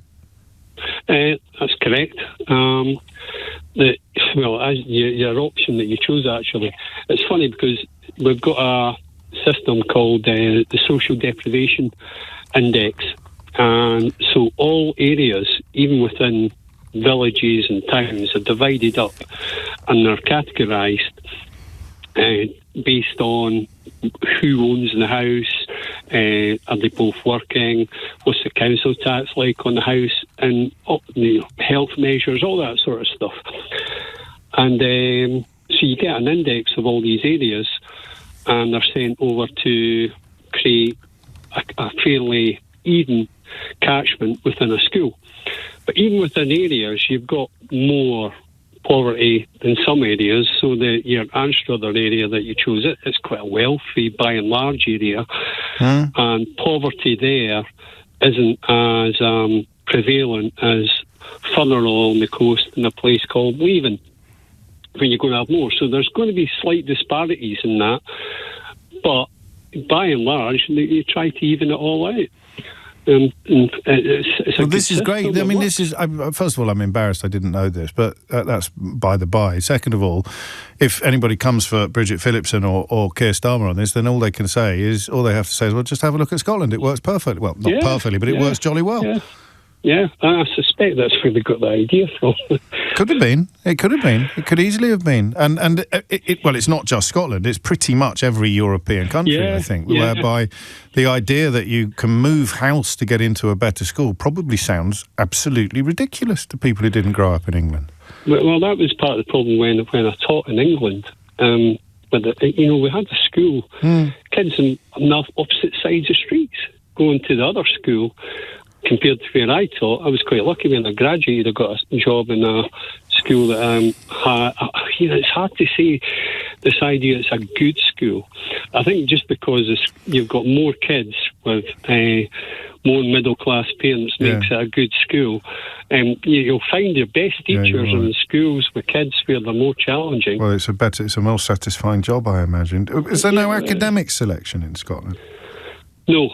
None at all. Because I was not far from, well, I don't know where in Fife you are. It's quite a big place. But when Gordon Brown went to school in Kirkcaldy, he did some weird scheme, didn't he? Where poor kid was put in when he was about 12. He was put in with all the 15 and 16-year-olds because he was so clever. So they used to do a little bit of engineering in the Scottish education system. But I suppose we are going back probably the best part of 6 or 7 decades, 6, 7. Yeah, you still get engineering. What has gone away is, you know how you used to get like carpets and they do mechanics on cars and all that sort of stuff. It's expensive, and so that's the progressive chipping away at the cost of schooling that's seen all of these things kind of disappear. And so you just create one massive pot. Everybody dips into the same pot, and you take out your allocation of school, irrespective of how wealthy you are or where you live, and everybody benefits. Except perhaps the people who are currently the beneficiaries of an obviously and inherently unfair system. And what defines British politics of the last 200 or possibly even 1,000 years? It is the defence of obviously unfair systems by the people who are on the wrong side of the unfairness. You see it everywhere. Except, I think, and I'll allow that to stand, he says very pompously, in Scotland, where I did say things are very different, both in regard to education and quite often in regard to deference. That's the crucial thing. Get rid of the deference, you get rid of an awful lot of our country's problems.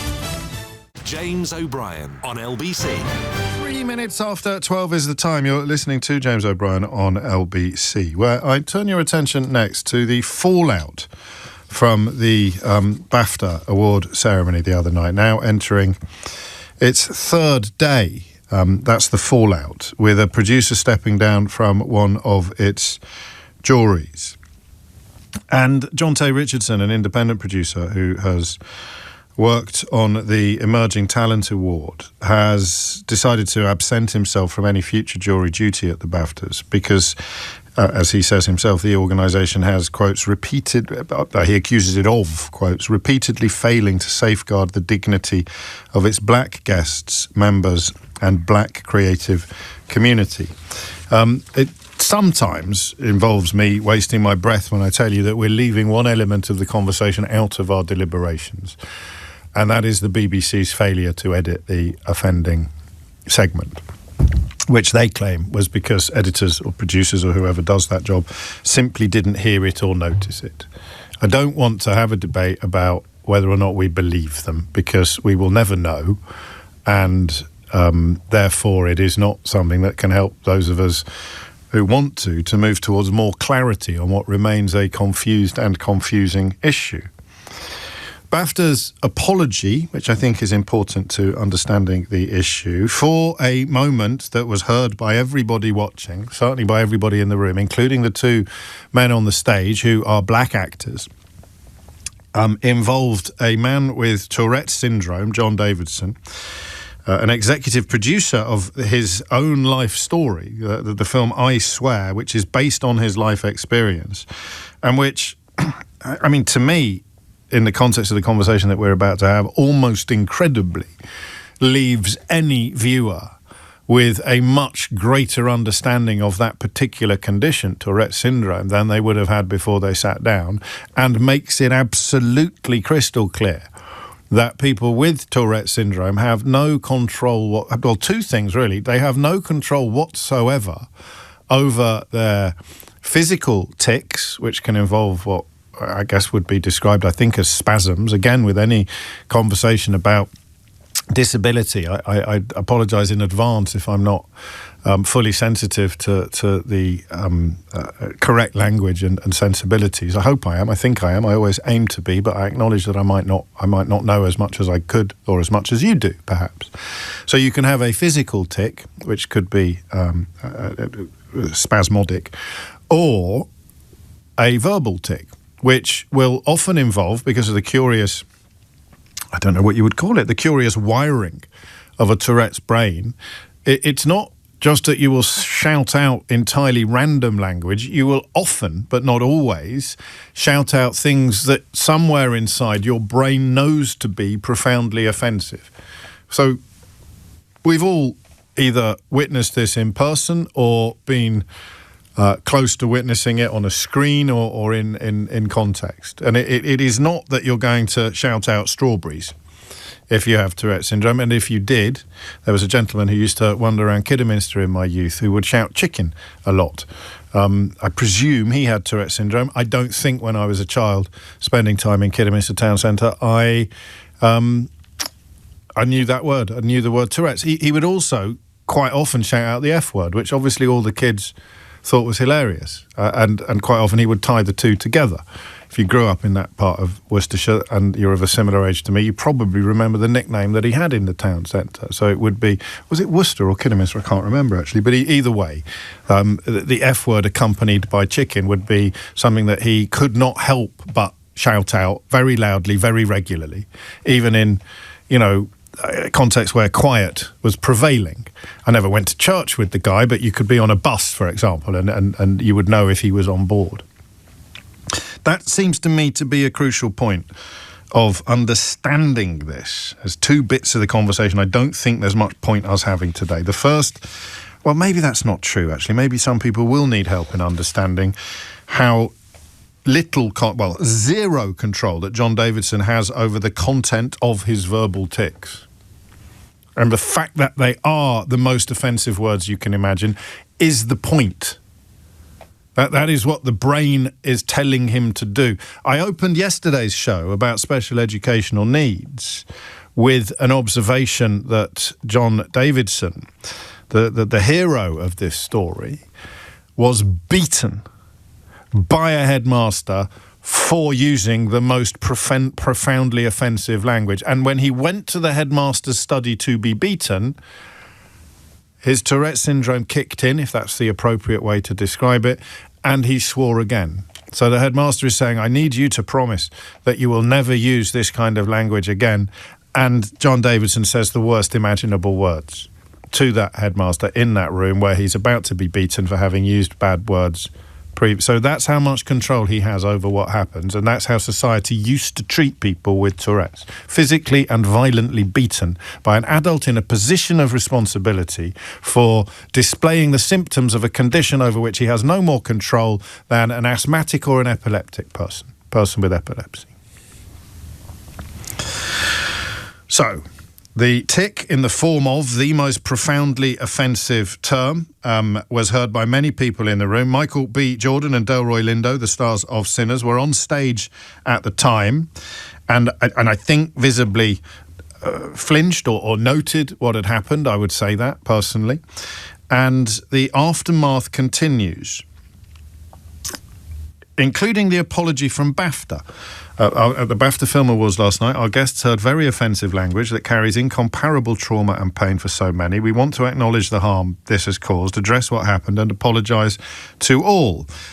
And then they explain that John Davidson has Tourette syndrome, that the film that he was there for is based on his life experience, and that the tics that he deployed, the involuntary verbal tics, are in no way a reflection of an individual's beliefs and are not intentional.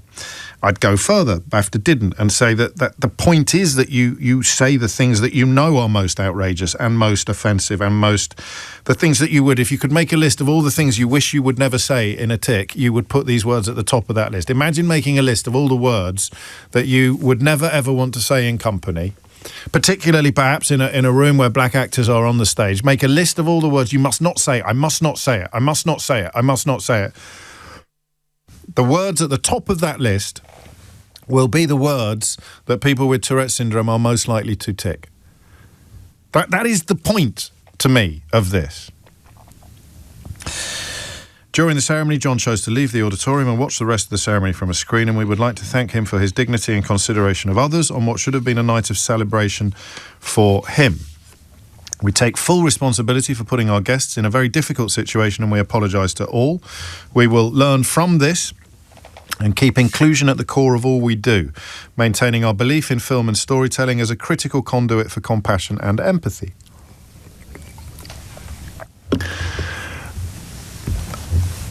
I don't think there's much point us discussing whether or not the BBC should have edited it, because they acknowledge that they should have done, and they say that they missed it.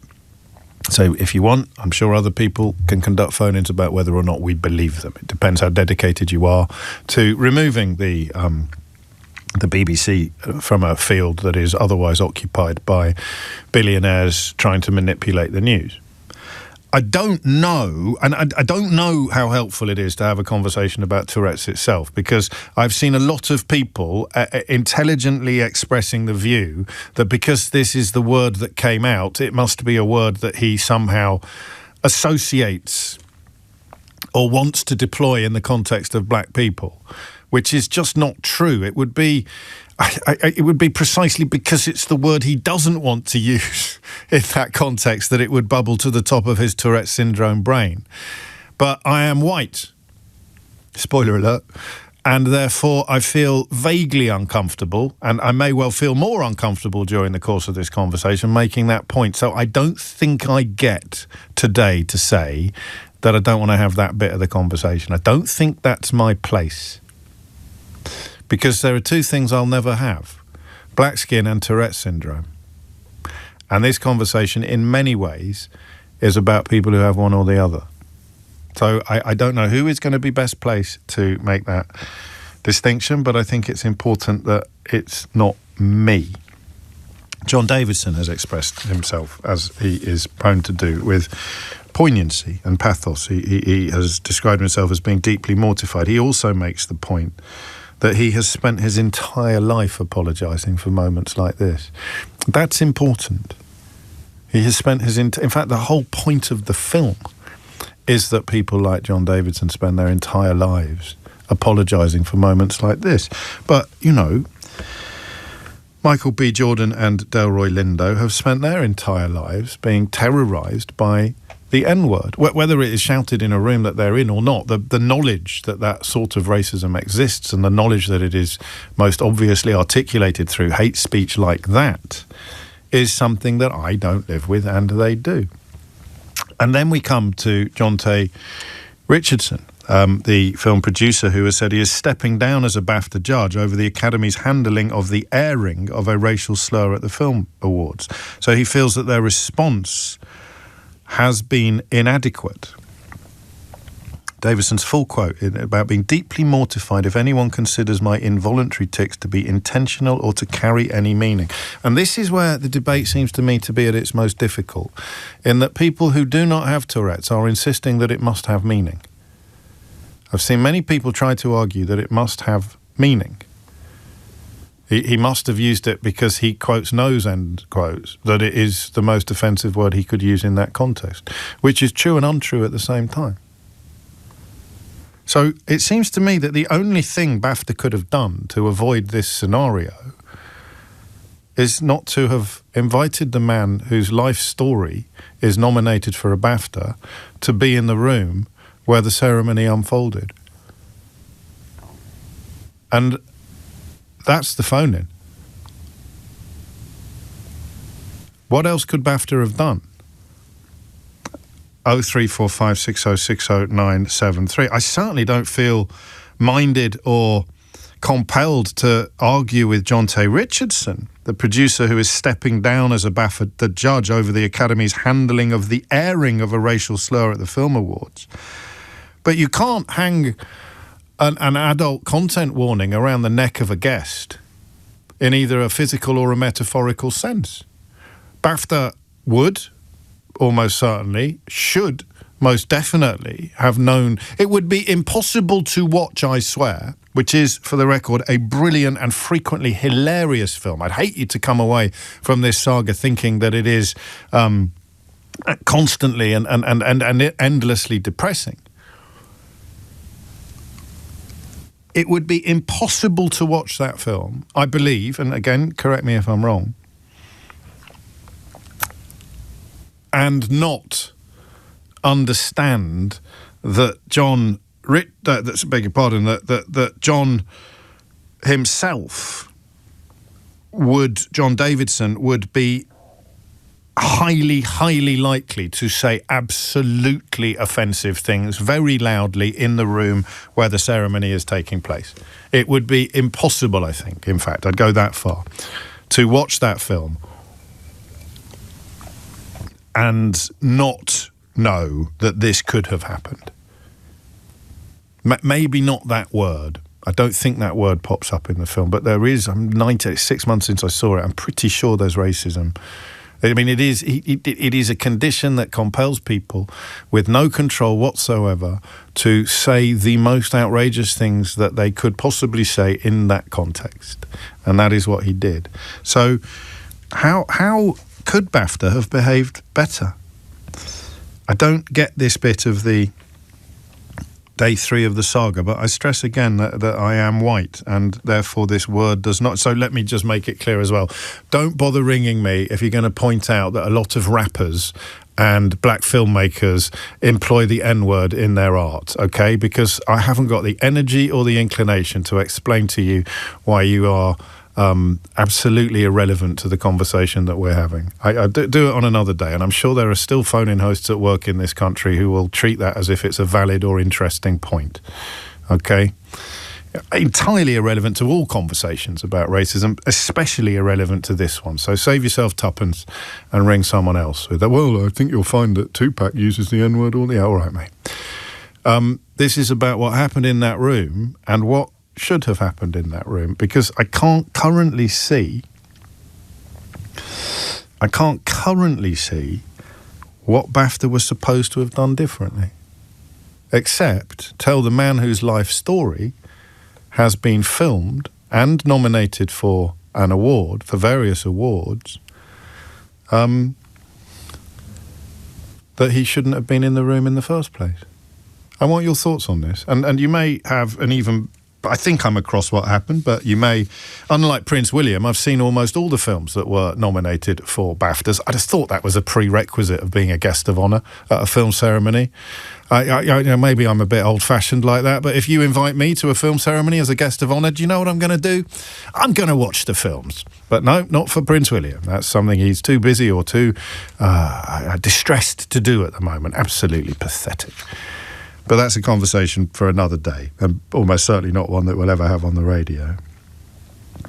What was supposed to happen? Why is this saga now into its third day? Why are people resigning from BAFTA, which does not have a very glorious track record when it comes to the treatment of actors and creators of colour? I mean, I do know that, but I don't know why this story has now reached day 3, given that the BBC has acknowledged its error, BAFTA has apologised, John Davidson is mortified, and anybody who knows what Tourette's is knows that this was, by its very definition, an involuntary act.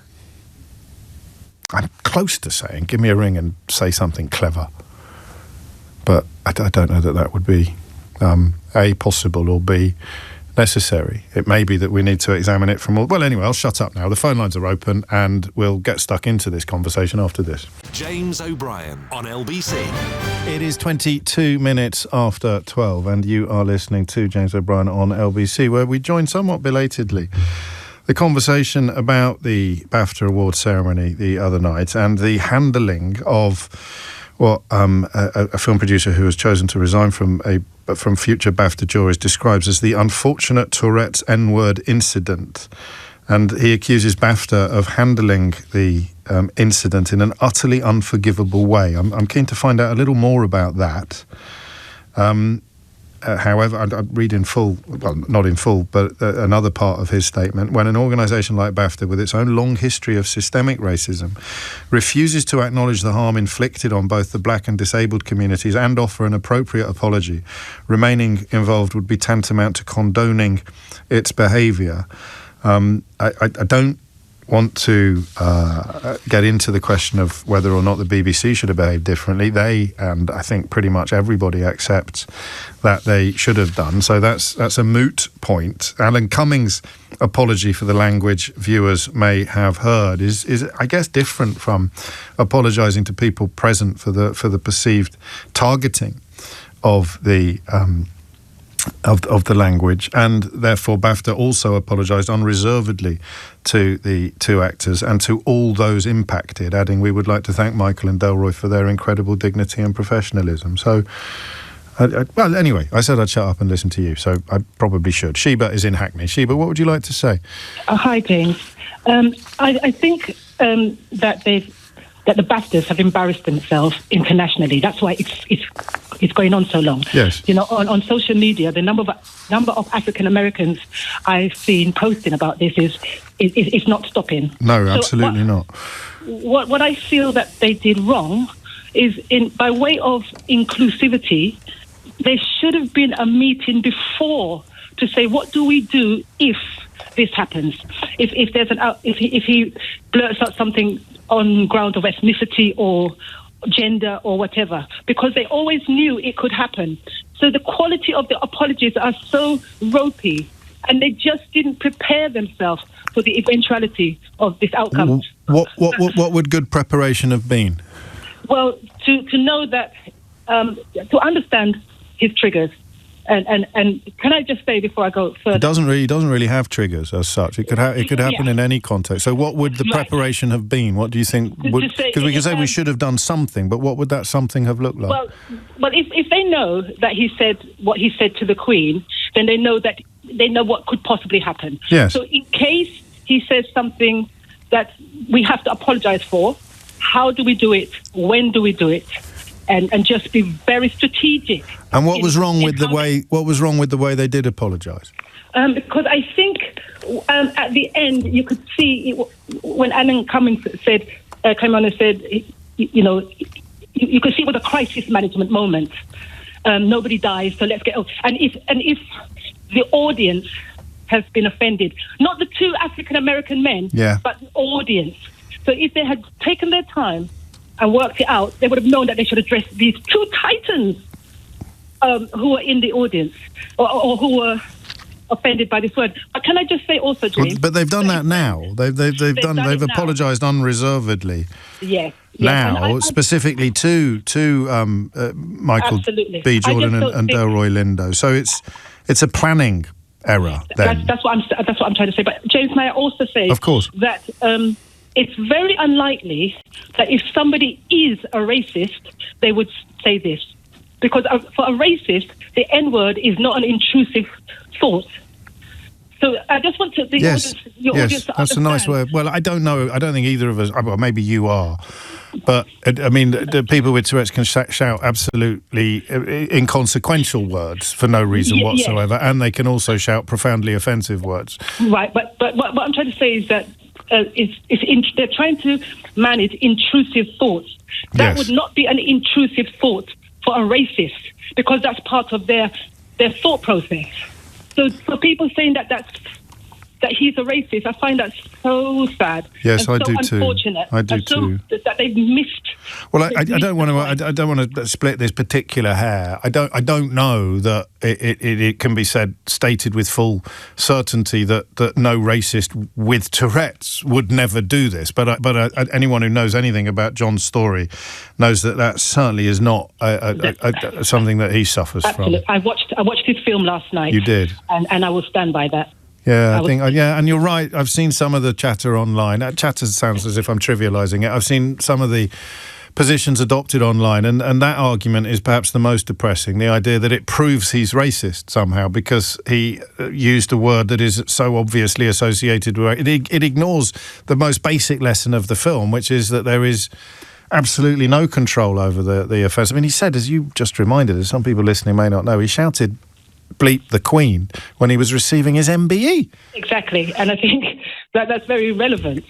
So that would involve him going to get an MBE while simultaneously hating the Queen, because he wouldn't have shouted that out even with his tics if he didn't actually hate the Queen while he's there to correct the proudest day of his life to collect a medal from the Queen. It's bonkers, isn't it?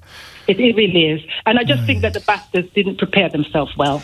Yeah, okay, so let me accept that. I'm not going to argue with that in a million years, but that doesn't really explain why it's still alive, as it were. I think it's more that the controversy continues because of the people you've just described as not really understanding what's going on and misunderstanding the relationship between Tourette's and offensive language. Yeah, but also let's not forget the power of the N-word. The power of the N-word and how it hit those two actors at the top of their game. So there's, when you say one, you have to say two. So there was a possibility that he could say that. Prepare yourself. What's the worst thing that can happen? Right, everyone gather round, sitting here in the room. What's the worst thing that could happen? wouldn't have been that. Anyone who's seen the film would not have leapt up in shock at the suggestion that he might shout out the N-word when black actors are on the stage. James, can I also say, if that was to British actors, it would have died down a lot quicker. I just want to leave you with that. Okay. Are you sure? You don't want to allow me one little question? I'll go on then. Why? Only because it's you. Why? Why would it have died down much? Because it's the international backlash. The British are very good at brushing over the N-word. Yeah. They're very good. The African Americans and America, they don't play with that. But we... I think you're right. I think you're right. And you know, it's not baked into our consciousness in the same way that it is in the United States as well, I think. It's a hideous and offensive word, but you don't routinely encounter people in the United Kingdom, or at least until relatively recently, who would make it clear publicly that they wanted to be able to use it and were supremely comfortable doing so. After Donald Trump's first election, there were reports of it returning to high schools and returning to conversation right across the country. Sheba, thank you. Brilliantly done. Thank you for allowing me that little cheeky supplementary question at the end. Here's Dominic Ellis with your headlines. James O'Brien on LBC. It is 33 minutes after 12. I don't think I Swear is nominated for any Oscars. So, not making light of the situation, the importance of lessons being learned is not rendered even more urgent by the fact that the Oscar ceremony is around the corner, and had I Swear being nominated for that, then as both the man whose life story is told in the film and as an executive producer of the film, John Davidson's potentially problematic presence, I don't think is on the horizon. So a man with Tourette's used the worst imaginable word while two black superstars were on the stage at an award ceremony for which all three of them had films nominated. And, I mean, you may struggle to improve upon what Sheba has told us, particularly that last point about why in Britain this would have gone away, it would have been glossed over. You'd have had people doing the thing I told you not to bother ringing me to do. Saying, well, I think you'll find that, NWA were a very popular beat combo for many years, so why do black people get upon their high horse about this word when they use it themselves? And I've said before, I'll say it again, I haven't got the energy or the inclination to explain something to you that you could find out for yourself in 5 seconds flat. Unfortunately, Daily Mail columnists are very much in that category, so they would almost certainly have contributed to the speed with which it would have disappeared from public discourse if it wasn't for the huge response transatlantically, the huge outrage in America. But, and I think I'm comfortable saying this, but as ever, if I shouldn't, then give me a ring and tell me why, a lot of that outrage displays a deep ignorance of Tourette's syndrome, which Sheba again rather brilliantly highlighted. And that is why I remain a little... Well, anyway, on with the call. Sarah's in Tottenham. Sarah, what would you like to say? Hi. Hello. Hi, James, long-term listener and fan. Thank you. I'm very emotional, actually. I have Tourette's. Okay. And the first thing I want to say is that wasn't a safe space for anybody. No. John Davidson, and I know you agree, I love what you said. He should have been the most important guest entity to be on that show more than anything else that had happened. And that's where they should have started from. What does John Davidson need to be safe? And do you know who's an expert on it? He is. Yeah. Talk to John Davidson. Say, what do you need? What happened was absolutely inevitable. It hurt anybody listening. It hurt the actors. It hurt John Davidson. It was a complete shambles, and it was preventable. So preventable. And I can't imagine, well, I can imagine what John Davidson's going through, but it should have been his night. Tell me. Give me an idea of what he might be going through. I don't swear, but I've had Tourette's in my life, and I don't even know where to start. All through school, all through everything, I've had people emanating. I used to have a head tick, which I actually got a headache from doing it so much. I used to have little screams I did. Now it's it's sort of clearing my throat. Yes. And if I'm a counsellor now, a therapist, and if I've been to conferences, and you'd imagine that they're a nice place, but when it's quiet, I'll clear my throat quite a lot, and it's annoying. I hate it. I've had a therapist come up to me and tell me how he would clear his throat. Even when I said I've got Tourette's, they just kept explaining to me, and I went home and cried. Yes. So, the problem here is, as you know, and I hope I make this as safe a space for you as I can in the course of this. I was clearing my throat a lot before I came on, and then I was like, "Oh no, it's all right. This is what I'm talking about." Actually, people would probably love to hear it, so they're like, "Oh, look, there it is." Well, who knows? People are strange, aren't they? But the problem here is that if you and I were to, or you in particular, were to seek to explain to somebody what his condition is, then.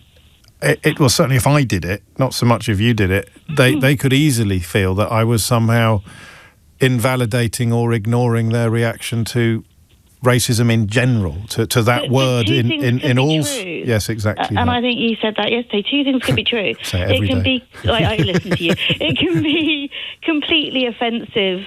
I mean, as you say, it's the most offensive thing one can think of. I used to have a thing where I'm about to tell the world I pulled my skirt up when I was a teenager. Yes. And I didn't want to expose myself. Boy, did I not want to be even weirder than I was. Yeah. But I did it, and it's amazing what you can get away with in plain sight of people if you just quickly do it.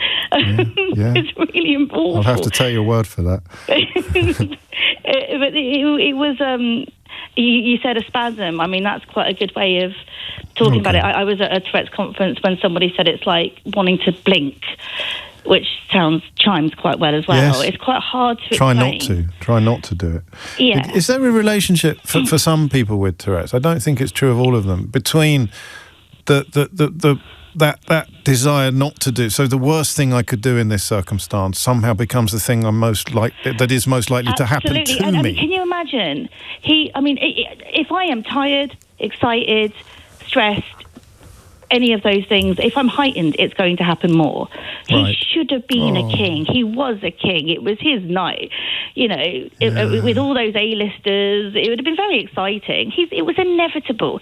And even if he didn't say the worst word that's ever been said, he could have still been disruptive. Of course. I mean, he shouted bleep the Queen at his MBE ceremony. So, I mean, that's 2 calls, and we'll have time for some more, but I'm glad these have been long calls, because coming at it with fairness and understanding from different angles. But we haven't done enough to care for the men who were on the stage. But crucially, they didn't do enough to care for the man who was in the audience. The man whose story is being told on the stage. And when you consider the power of that story, it becomes all the more remarkable that... I mean, you could never guarantee that he wouldn't have tics, could you, in any situation? But you could do more to help him not, I think. Is that right? Are you talking to me? Well, who else am I going to be talking to? Oh, sorry, I didn't know I was still on. So I was going off on one of my things, didn't you, Sarah? I was going off on one of my... I did. I thought you were getting ready for the next one. But they could... No, I'm really interested in what you've got to say. They could have done more to help him, but there would never be any guarantees, would there? There'd never be any guarantees. Well, they could have been. I mean, if he ended up watching it from a screen, that's fine. I mean, I don't... It would have been up to him and everybody to work together. And there's Tourette's experts that you can call. I think there's more in America, actually, the Tourette's Association. Really? And you can ask advice from experts. The world's full of experts. We should listen to experts. Yeah. He's definitely not the first person to ever be in a public situation like that. What is needed? I mean, it could have been away from the microphone, for one. Yeah, that's true. I mean, the microphone's there to pick up applause and things like that, but he could, I don't know. I mean, again, the discrimination flag goes up a little bit if he's stuck in a box at the back of the room or something like that. It would be working with him. Yeah, working with him. You're obviously right. You're obviously right. Dave in Kent has sent in a joke, and I don't know whether or not, you tell me whether you think this is appropriate or not, and I mean this in a genuine sense of inquiry. Okay. So Dave just says, it's a shame we can't get John in the audience for Donald Trump's State of the Union address later tonight. I mean, we've all heard stuff like variations on that. It's very droll. But it doesn't help. I mean, I don't know. You have to ask John if he thinks that's funny. I'd quite like to, actually. Yeah, I'd like to hear from John. We were talking to him about coming on Full Disclosure a few months ago. I'm not quite sure what happened to that. I may resurrect the resurrect the invitation. Thank you. That was really helpful. Really, really helpful. And a reminder that the story is going to look different from wherever you are sitting. And if you are sitting there as a black woman, like our first caller, it is a very different story from if you're sitting there as a woman with Tourette's, like Sarah. And a white bloke who is neither black nor has Tourette's should probably just keep his beak out. 12:42 is the time. Craig is in Glasgow. Craig, what would you like to say? Hi, James. Love the show. I just wanted to call up. I just think the lack of foresight from BAFTA is really shocking. Yeah. I'm coming round. I'm beginning. Well, not beginning to. But that is really crystallising, isn't it? That conclusion. Yeah, and you would think as well, as you said about, I believe it was Prince William, that you would think a prerequisite of being a guest of honour, or even indeed planning or being part of committees of the Academy. It's not the most important element of this conversation, but before this, before I became fully aware of this, because I didn't watch the ceremony live, that was the thing that had really got up my nose, was he had the arrogance to turn up and say, oh, no, I haven't seen that one. Oh, I haven't seen that one. Oh, I think I saw that one. No, I didn't see that one. Fell asleep during that one. Went to the loo during that. But anyway, that's not the key element. That BAFTA really should have been fully across the content of every film in the lineup. Exactly, and I think as well, John's story has been covered in documentaries as far back as like 1989, 2008. And this film is a fantastic film, and the whole point of it is obviously to bring awareness to Tourette's and everything. I mean, you have that Tourette's is such a widely known thing now. You even have someone as famous and popular as Lewis Capaldi with, his physical tics. Yes, exactly. And I just think, like, the lack of foresight to be able to see this happen, and they should have given John more consideration and maybe even had a conversation with him. What are you comfortable with? Yeah. Is there anything we can do, I mean, anybody with any disability will know that they are not asked enough about. Because some people might think they're doing the right thing by not asking. I don't want to draw attention to your disability, so I'm not going to ask you what special treatment or what treatment you may want or you may benefit from, because then I might be doing something that annoys you by drawing attention to your disability. Yeah, I can see why people would think that, but also I think it's more considerate, in my opinion, to have been speaking to him. Obviously, it would have avoided this, because the person who will feel the most mortified is also John. He's been told his whole life. Well, that was, in many ways, the among the most powerful parts of this conversation was him just casually throwing into his apology the fact that he's been making this apology for his entire life, variations of this apology for his entire life. Mm-hmm. And I think as well, the thing that won't help how he's feeling after the fallout of all this is people's sort of, I know ignorance is quite a strong word, but people, even actors as famous as Jamie Foxx, instantly jumping onto X and saying, oh no, he definitely meant that. That's really unhelpful. But it is not done with malice. It's just done from a place of incomprehension, I think, is a nicer word to use than ignorance. Equally ignorant is to claim that no offence should have been taken, because it's the word that causes the offence, of course, not just the person shouting it. If we had more time, thank you, Craig, I'm fascinated by that thing with the idea that it would have happened very differently had they been British actors. And Craig reminds us that some very, very big American stars have joined into the conversation with extremely cutting. I don't know, and I'm reluctant really to speculate too much on this, but the word clearly has a different currency in the United States, because it was never successfully excised from public discourse in the way that it was here. You go back to the 1950s or the 60s when you had those Conservative Party posters put up saying, if you want an N-word for a neighbour, vote Labour. And that feels like a milestone from which we travelled very, very far. Of course, the man that founded UKIP, Professor Alan Sked, has repeatedly explained that Nigel Farage used to use the word routinely and all the time and with complete contempt. But Farage has probably denied that in the same way that he denies making anti-Semitic comments to his Jewish schoolmates or gas chamber comments to his Jewish schoolmates when he was 18. But I think that the British relationship with the word is different from the American one in a largely good way. But I could be wrong, because the examples I have in the back of my mind would involve the murder of Stephen Lawrence and the way that his murderers used the word when they were pursuing him down the streets of Eltham, or that 1950s, 60s political advert. And that's why I'd use the word incomprehension to describe the intervention of some prominent black Americans rather than words like ignorance, because, well, someone is in pain. You probably, in most circumstances, should avoid telling them that they shouldn't be. It's 12:47. James O'Brien on LBC. 10:01 is the time. You are listening to James O'Brien on LBC, where the third day of controversy surrounding the unfortunate Tourette's N-word incident at the BAFTA Awards on Sunday night, where we're now well into it. John Tay Richardson, a filmmaker, has said he's stepping down as a judge because, and I quote, "I cannot and will not contribute my time, energy and expertise to an organisation that has repeatedly failed to safeguard the dignity of its black guests, members and the black creative community." Our caller Sarah, who has Tourette's syndrome, albeit that it manifests rather differently from John's, from the man upon whom the film I Swear is based. She pointed out that BAFTA had also failed to properly care for him, for John Davidson, and put him in a situation that she said very powerfully was a million miles away from being a safe space. So I think we can agree that the BBC have had a nightmare, albeit that they say the reason it wasn't edited out was because they missed it. Some of the Capital Letters Brigade are in my inbox insisting that the reason why this is being turned into a huge story is to distract attention away from the fact that one recipient of an award did indeed intone Free Palestine at the ceremony, and that was removed as well.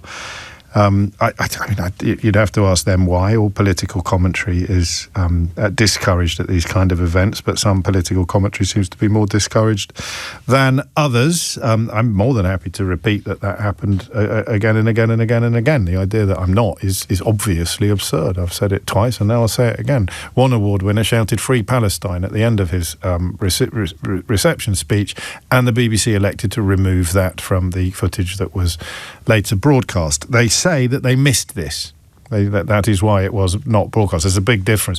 To be fair to whoever's editing it, I imagine that they're concentrating on what is being said on the stage rather than what is being shouted from the middle of the audience. That's not an excuse, that's an explanation of what's gone on. I can't force you to believe or disbelieve their account of events, but that is their account of events. And then the question of what BAFTA should have done differently becomes pretty close to getting answered by the word, well, everything. Everything. Coy's in Dartford. Coy, what made you pick up the phone? Hi, James. I think my main issue with what happened is just the lack of almost an apology after. Like, okay, we understand he has Tourette's. There's nothing he can do about that. That's not the issue. That's fine. But it was just the fact that nothing was said after it. There was no apology from anybody. And it feels like people are just being like, well, it is what it is.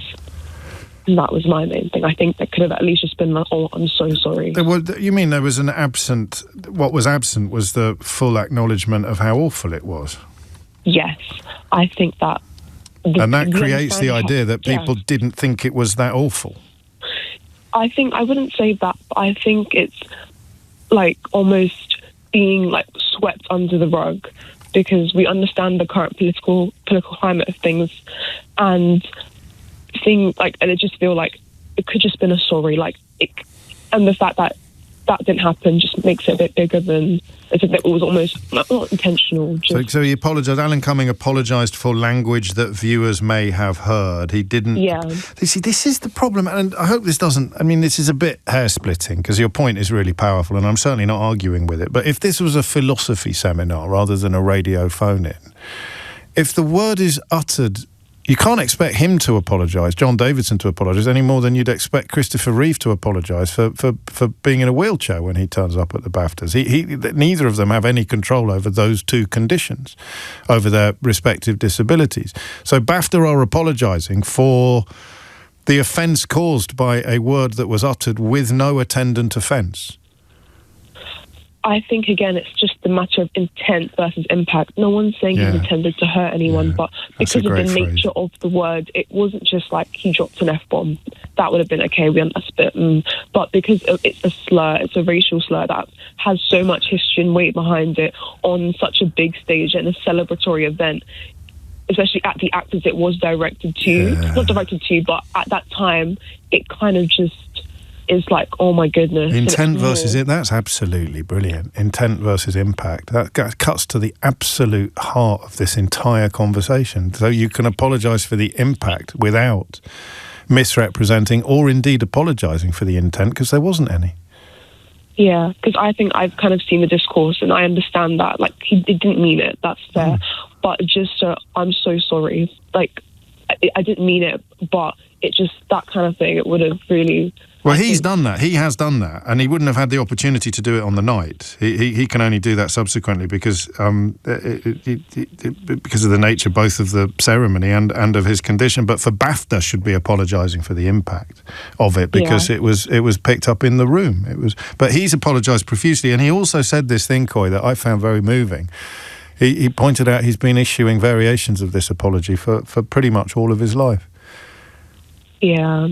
I think maybe that wasn't what I've seen, but if that is true, I think BAFTA definitely should have, because I know it wasn't cut out. In the room. The room. I mean, but then again, if Alan Cumming is apologising for it, then they know enough about it to apologise for the impact, not just for the inclusion. And also, if Alan Cumming is apologising for it, then how could they then argue? Yeah. That they noticed, and maybe he didn't know exactly what the language was at that point. So he's issuing an apology for any language that viewers may have heard. Coy, that was brilliant. I mean, the tension, the distinction between intent and impact seems to me, at least, to cut, and presumably to Coy as well, to cut to the absolute heart of this conversation. Anne-Marie is in Barnet. Anne-Marie, what would you like to say? Hello, James. Thank you for taking my call. You're most welcome. Thank you. Apologies, because I understand that, some of what I'm going to say may have already been covered, but I just wanted to expand on something that you had suggested as to whether or not it would have been a good idea to probably ask that he be excused at that point where those actors were going to be, and I'll explain as to why I say this. Quite short of time. Sheila's here. She's looking quite ready for action. Go on. Sorry. So because they knew that he's got no control over what he could possibly say, and like you've stated, what could be the worst possibly thing that he could say, i.e. to utter the N-word. And I think for that reason, they could have had that conversation with him to say, would you feel comfortable stepping aside, given that we're aware that, you have no control over what you were going to say, and then see what he says. And if he says, no, well, no, because I think this will probably bring more attention, or maybe to educate people a bit more. But then they could say to him, well, think of the backlash that you could have and how uncomfortable this is going to make you feel, or as the previous caller says, the impact this could have on those two actors and indeed yourself. And I think maybe someone should have engaged in that dialogue with him. You're offering him the opportunity to be segregated? Possibly. On account of his disability? Yes. Precisely, but not for the entirety of it. What about the Queen? I mean, what about when he went to get his MBE? Should he have been excluded from that room as well because of what he could and indeed did shout about the Queen? But I think maybe they'd had that conversation with the Queen to say, Your Majesty, there's a distinct possibility that this gentleman could have said something which he does not intend on saying or to cause any, but the impact obviously could be quite, catastrophic, not wanting to... Well, Alan Cumming did that. Alan Cumming at the very top of the ceremony said that there was someone in the room with Tourette's and that a big outburst might be expected. So in some ways, I disagree with you about John Davidson. I don't think that you do respond to people's disabilities by offering them an opportunity to exclude themselves from company. But what you do is make sure everybody on the stage knows what Alan Cumming tried to say. But everybody on the stage knows there's somebody in the room who could well involuntarily shout the most offensive thing you've ever heard from an awards stage. Please be aware that it would not be done with any intent and that it could well happen in the course of the evening's proceedings. And we come back to that apology. I can only add that I am and always have been deeply mortified if anyone considers my involuntary tics to be intentional or to carry any meaning. Wow. It is coming up to 1 o'clock. Thank you for that. Absolutely extraordinary conversation. And I think I was probably the least qualified person to contribute to it, not for the first time. If you missed any of the show, you can listen back on Global Player. Do download it or the official LBC app for free from your app store now. Tom Swarbrick will be with you at 4 on LBC. But now it's time for Sheila Fogarty. James O'Brien on LBC.